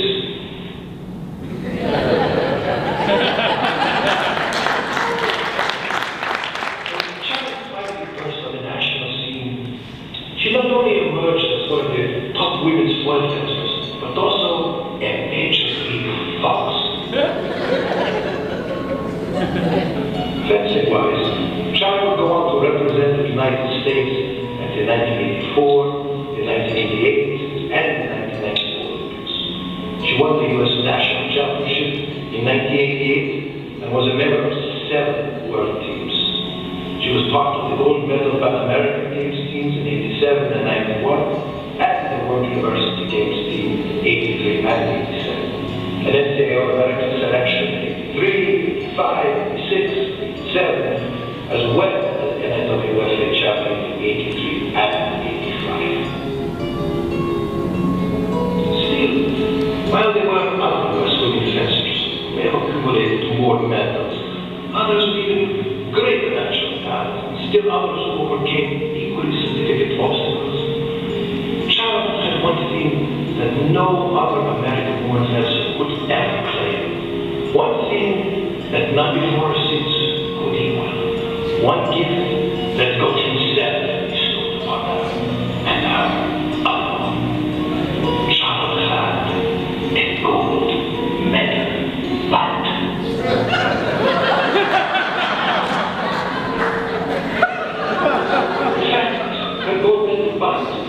Became so famous, books were written about it. Throughout the 80s and 90s, her gold medal butt became legendary throughout the world of fencing. Men dreamed of it. Women prayed for one just like it, and all who saw it admired the gold medal butt. I could spend hours on the subject, but back to fencing. Sharon was fortunate to have 2 great coaches in her career. First, Semyon Pinkasov, a Russian immigrant who trained and developed an entire generation of great foils as a fencers allowed. Later, foil-trained Hungarian fencing master, Dr. Abba Koldler. Of course, Sharon's story is not complete, because I mentioned the latest choice. First, her husband and fellow 3-time Olympian, Michael Costiano.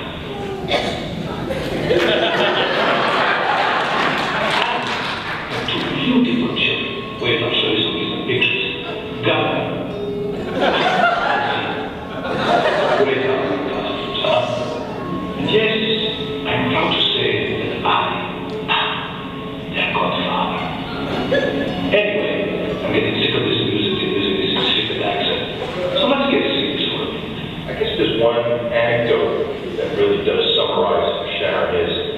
It has to do with the fact that when she was attending her first national, she was leaving from the University of Wisconsin. She didn't have a ride, but she managed to latch on to a couple of the students who were going there. She had absolutely no money. I think I sent her $50 to try and help her out the way. She got to the national with no equipment, managed to borrow, make, steal whatever she could to compete. Made the top 24, again, this was her first nationals, and then had no way of getting home. And this was in Colorado Springs. So Sharon, really damn the consequences, decided to hitchhike all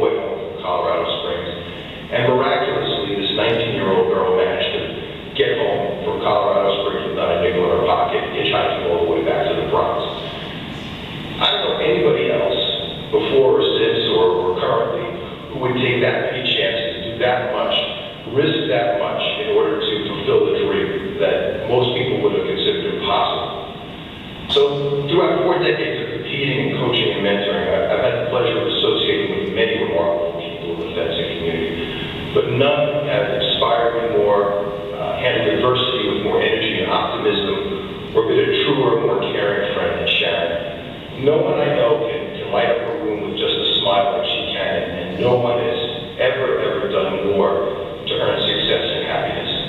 She will always be among the most valued people in my life, and I absolutely love her. Ladies and gentlemen, it is my singular honor to introduce Sharon Lansdowski.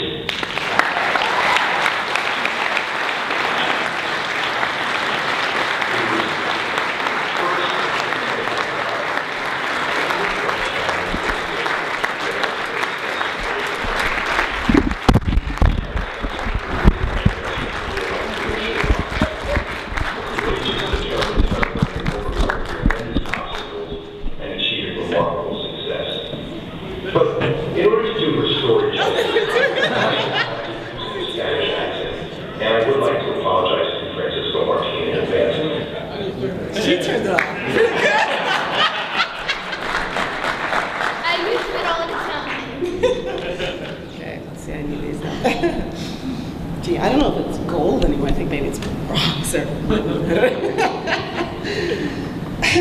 Hi, everyone. It's funny. As today approached, it was difficult for me to write a speech because I was so shocked I was inducted into the Hall of Fame. I remember when Andy Shaw called me to tell me I was nominated, my response was, "Wow, that's great." But I never thought I had a chance of making it to like the top 8. Then a few weeks later, Andy called and said, I made the final few that's going to go into the top Hall of Fame. I said, wow, that's great again. But I still didn't think it was going to happen.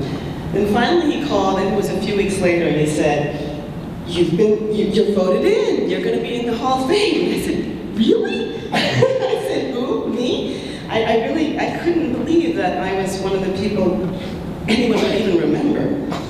I hardly believe that I would be in the Hall of Fame with such athletes as Aaron and Keith Smart, Cliff Bear, Felicia and Ira Zimmerman, who were the groundbreakers of fencing, who won World Cups, World Championships, and Olympic medals. I felt it is I who should thank everyone in the sport of fencing who has nurtured and helped me reach my goals. Fencing has given me so many things. College education, the skills of discipline and goal setting, world travel, and most important of all was the opportunity to meet wonderful people. From my high school coach who started me, to all the coaches who taught me to my best friend, as you see, Eric Rosenberg. But most important of all is my husband, Michael Gostigan. You knew that was coming. After our second date, first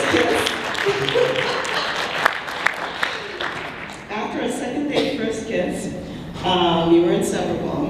And 19 years later, after 2 great kids, this is Gunnar and Sienna.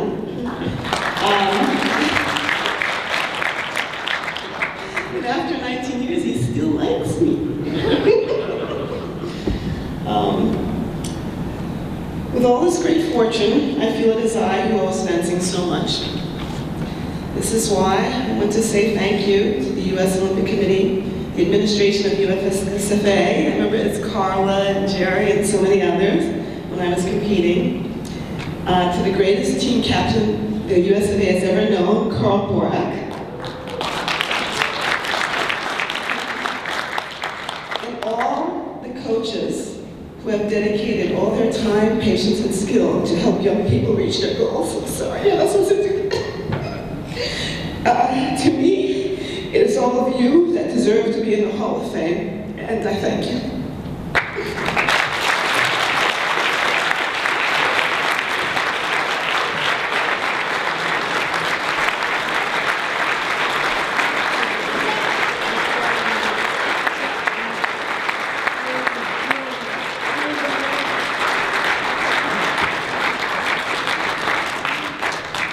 Last but not least, because her name starts with Z, we have Felicia Zimmerman, who will be presented by Susie Paxton, an amazing Olympian, the incredible Ann Marsh.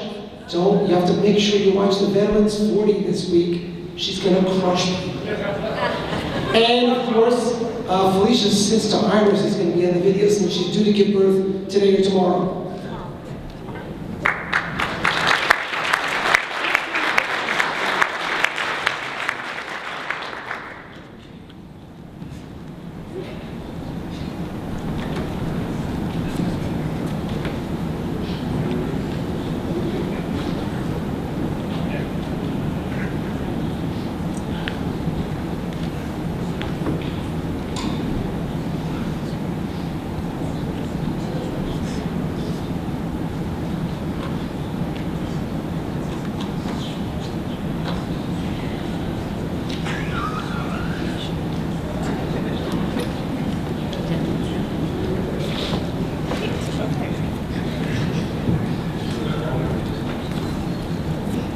Felicia's sister Iris, like Andy said, is due tomorrow. She's pregnant, and she tried to send along a video, but apparently it's not downloading for technical reasons. So Susie and I are just going to go ahead. So congratulations to all the inductees. Carl, we love you. Sharon, I remember so well watching you fence with all your passion and hoping that I could possibly be that passionate about the sport of fencing. Congratulations to all the inductees. Ann and I are 2 of the 3 of Felicia's Olympic teammates, the third being Iris, who's, as we just said, is pregnant and due in the next day or so. But we did everything together for many, many years. We lived together, we trained together, we traveled together, we competed together. So what better than to, together, help induct Felicia into the Hall of Fame? I've known Felicia for more than 25 years, ever since we made the Montreal cadet team together. When I was 16 and she was 12. I remember the team very well because we got to travel all the way to Montreal, and we got a really, really cheap sweatsuit that had the USFA patch like ironed on, but our names were embroidered on it and we were both very excited. Even that early in her career, she was surprisingly tricky to fence. As a junior, she didn't seem mystified by the international fencing scene. Her nonchalance at winning medals at multiple junior World Cups and also winning the overall World Cup for the whole year, she didn't really seem like that was a surprise to her. Kind of fueled the other US fencers' beliefs in their ability to break into the international ranks because, well, maybe if she can do it, we can do it too. We just need to have that same belief that she did. US fencing's come a long way now. Back then, there was no gold medal at the Olympics. We didn't have people in the finals regularly like we have now. And it's important to remember that at the time that she was setting those goals, no one else had done that. And so that was a really monumentous occasion for all of us who were trying to do those things. And she was a trailblazer for winning medals and proving herself internationally.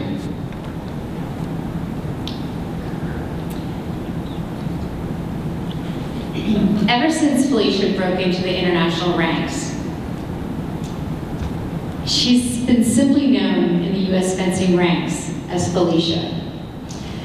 She's not really needing a last name. We don't really refer to her as Felicia Zimmerman, we just call her Felicia, because it seems that no second name is needed, kind of like Madonna. She's such an individual, there's really no more to say.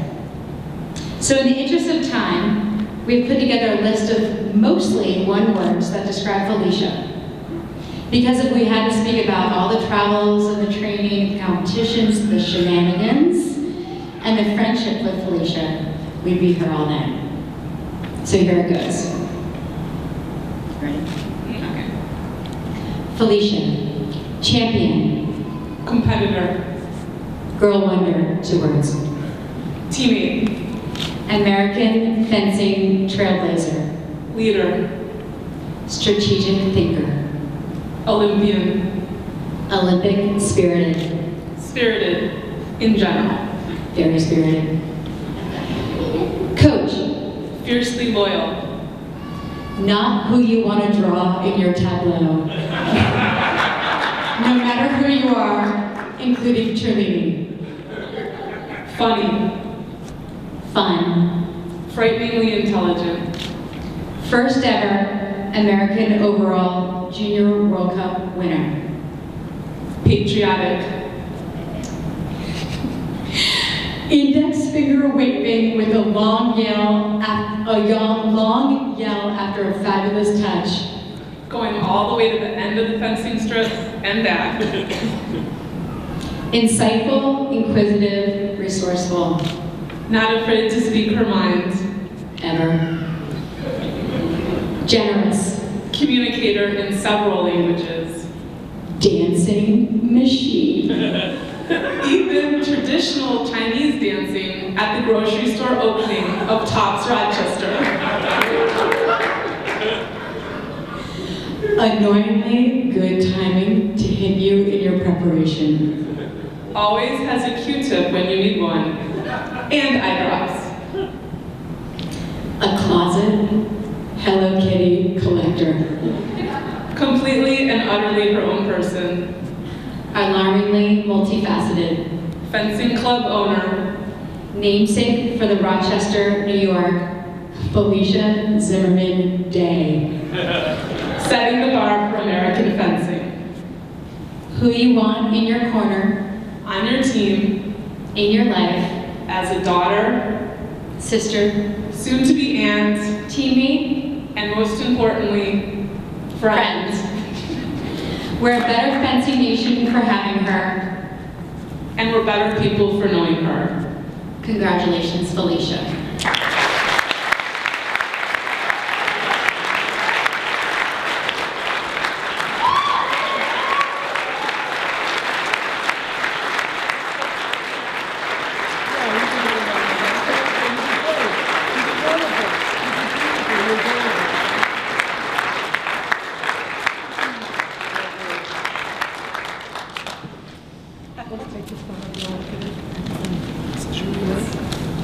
Okay, you want to take it for me?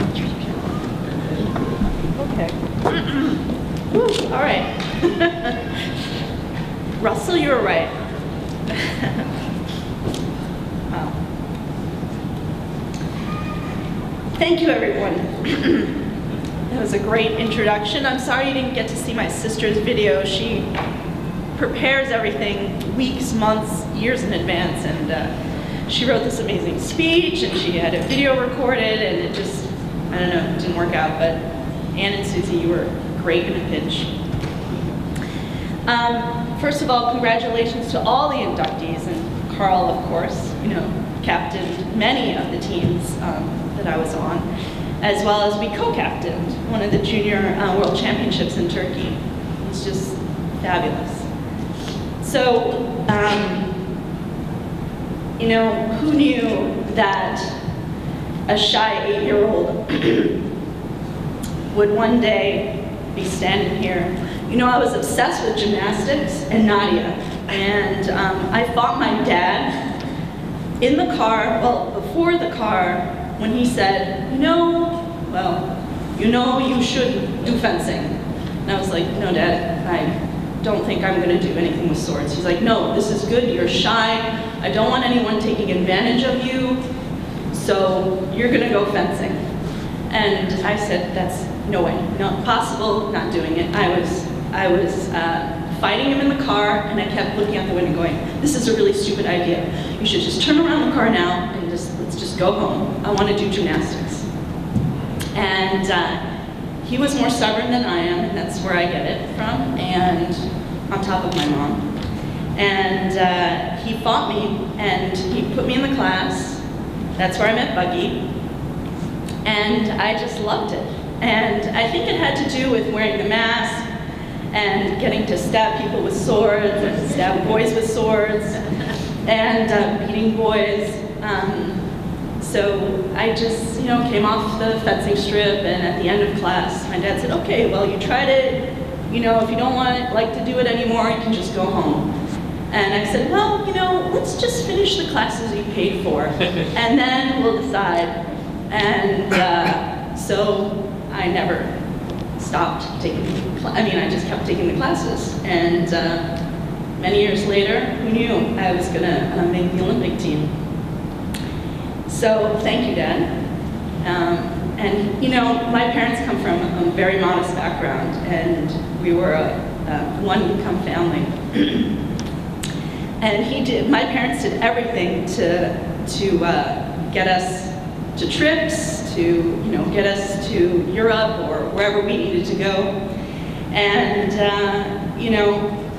he let us go alone. He let me go alone sometimes, to Europe, because we just couldn't afford to also have a coach and a manager and all these people. So I'm just shocked to think, I was 15, getting on the airplane alone by myself and landing in Germany, figuring out, okay, what train or bus am I supposed to get on to get to the hotel that's in way the heck out and nowhere.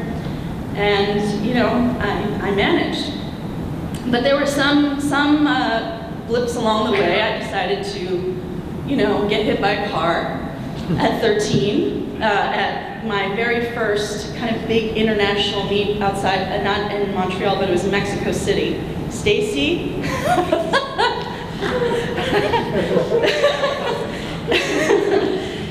Do you remember that one? Yeah. It was the night before I had to compete. We were all having dinner, we were walking back, and I guess, you walk on the sidewalk on the freeway to get back to the Olympic Training Center where we were staying. And for some reason, I was, again, in my own little world, thinking about the next day, walking with some water and groceries for the next day. And it was a merge onto a freeway, and I just decided to merge with the traffic.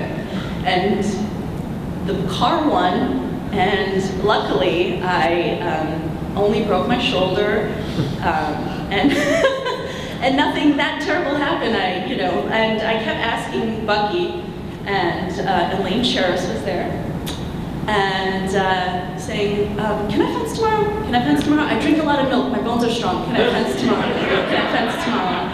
And Bucky kept saying, yeah, we'll see about that, we'll see about that. Don't worry. And I think there was a point where, we first went into the Red Cross, and they were not speaking English, and I kept trying to say in Spanish my shoulder, they kept pointing to my neck, so they thought my neck was broken.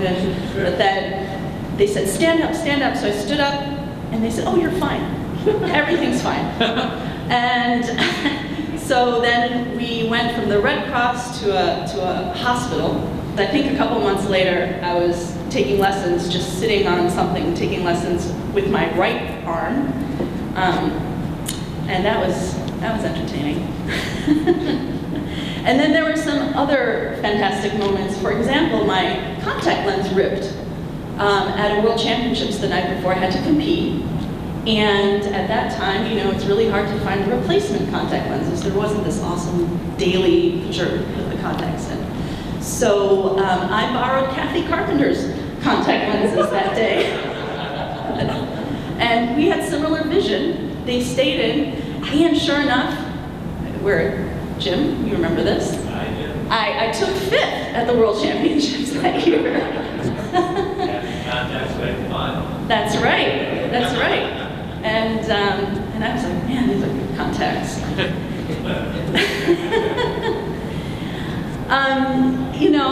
I could stand here forever talking about lots of different stories. And I have to say, it's been quite a ride.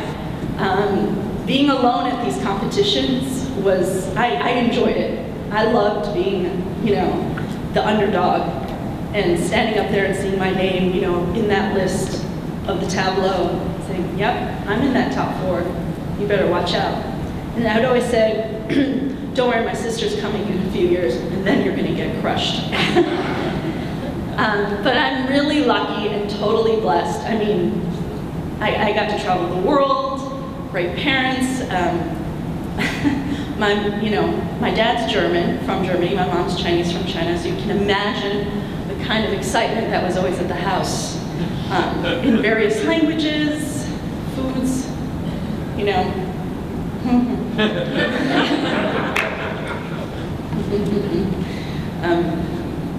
Anyway, Dad, I won't embarrass you because that's okay. But he's here, so thank you, Dad.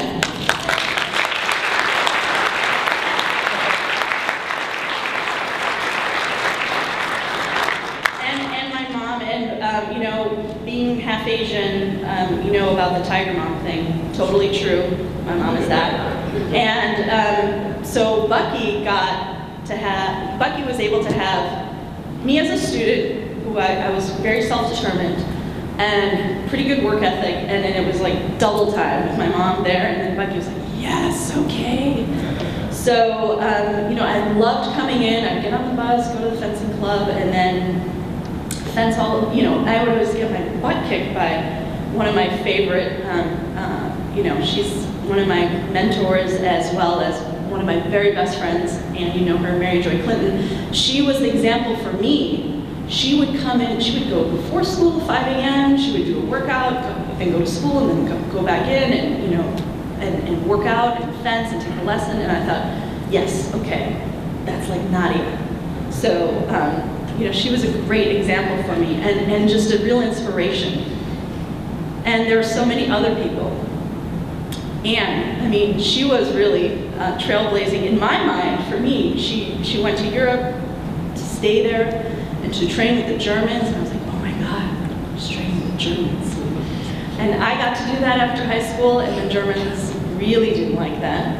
I represented the Club of Bonn when I was in Germany, and I couldn't go to Tauber and train because they said specifically, do not give this girl any lessons. I couldn't get lessons in Tauber, even if I tried paying for them. You know, they just wouldn't do it. And I fenced in a tournament there, a cadet tournament, and it was me and the entire country of Germany fencing in Tauber Bischofsheim with a Tauber referee against a Tauber girl. You can imagine that was really, and one lights wouldn't even go my way. Yeah, so that was fantastic. But that's okay, because it just made me more determined. And I had great teammates like Susie and Jane. And Jane, she's not here, she's on an awesome, great vacation with her family.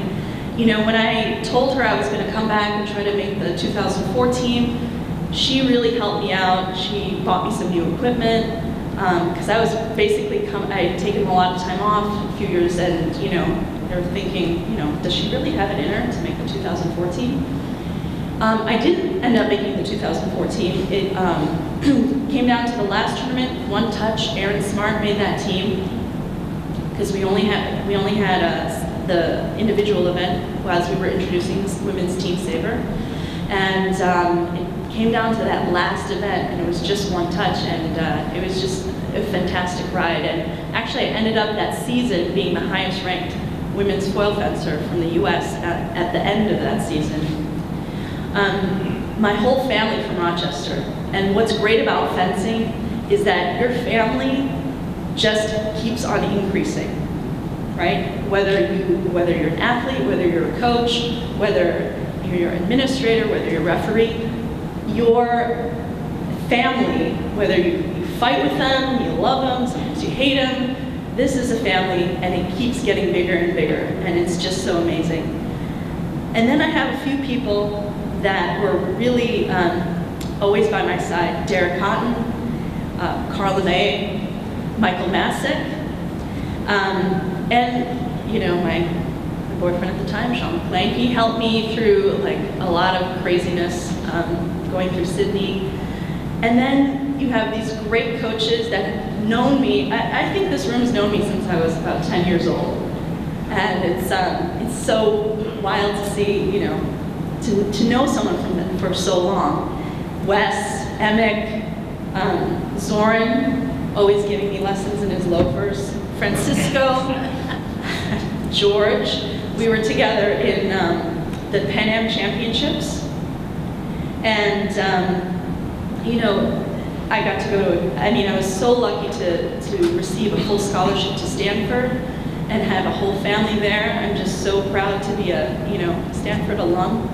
And then I have a lot of great inspiration besides Nadia, and it was taught to me by Bucky.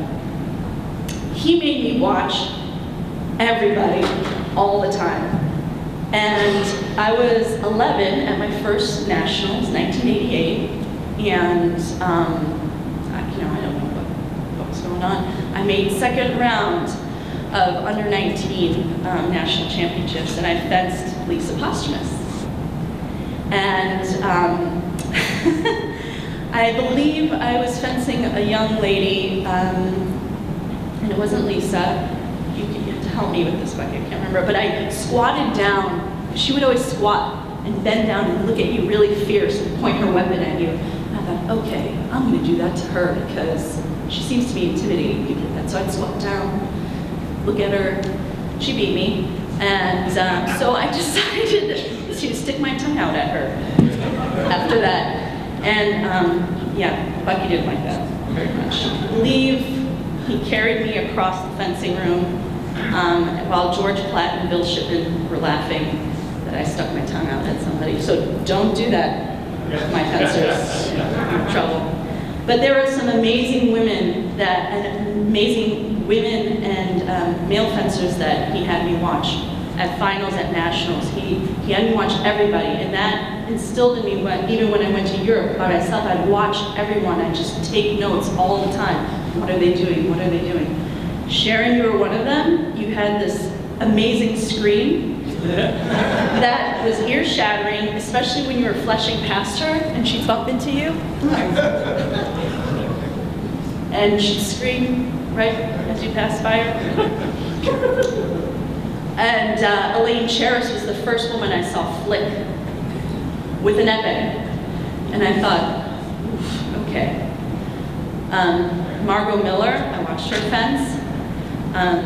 And, you know, Janet Angelakis, Katie Bilodeau, with this intimidating point line that just iron solid. And Dave Littell. I mean, I watched everyone, and Bucky had me watch everyone. And if it wasn't for them, I wouldn't be standing here. So, to stand here, you have to stand on other people's shoulders. And so I want to thank everyone in this room who's made it, possible for me to be here. And I know you're all hungry and we want to go, but for fencers, I have a few tidbits for you. Be a sponge, absorb, be a student of the game. Be a gracious winner, and even more, be a gracious loser. Respect your opponent and never take them for granted. Always ask yourself what you could have done better, or what you could have done extra.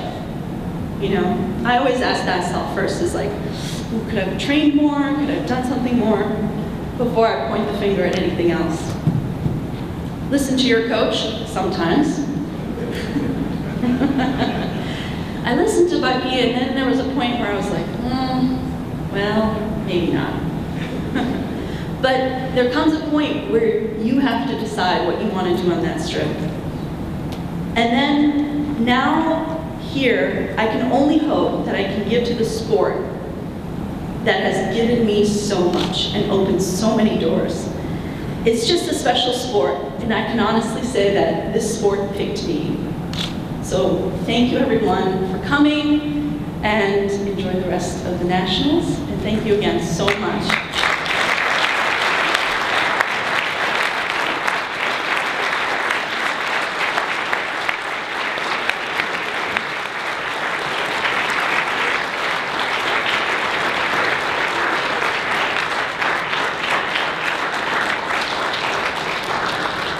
I want to thank everybody for coming to celebrate these wonderful people who gave of themselves in our sport. Next year, 2013, these are the inductees for the Hall of Fame. Bucky Leach.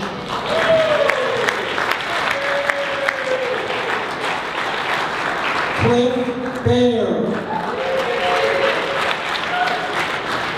Iris Zimmerman. The first coach at the University of Pennsylvania in 1903, Leonardo Tironi. Larry Anastasi. And the man who chef so we can smoke cigars while giving lessons? Hans Halberstadt. Good night, everybody. Thank you for coming.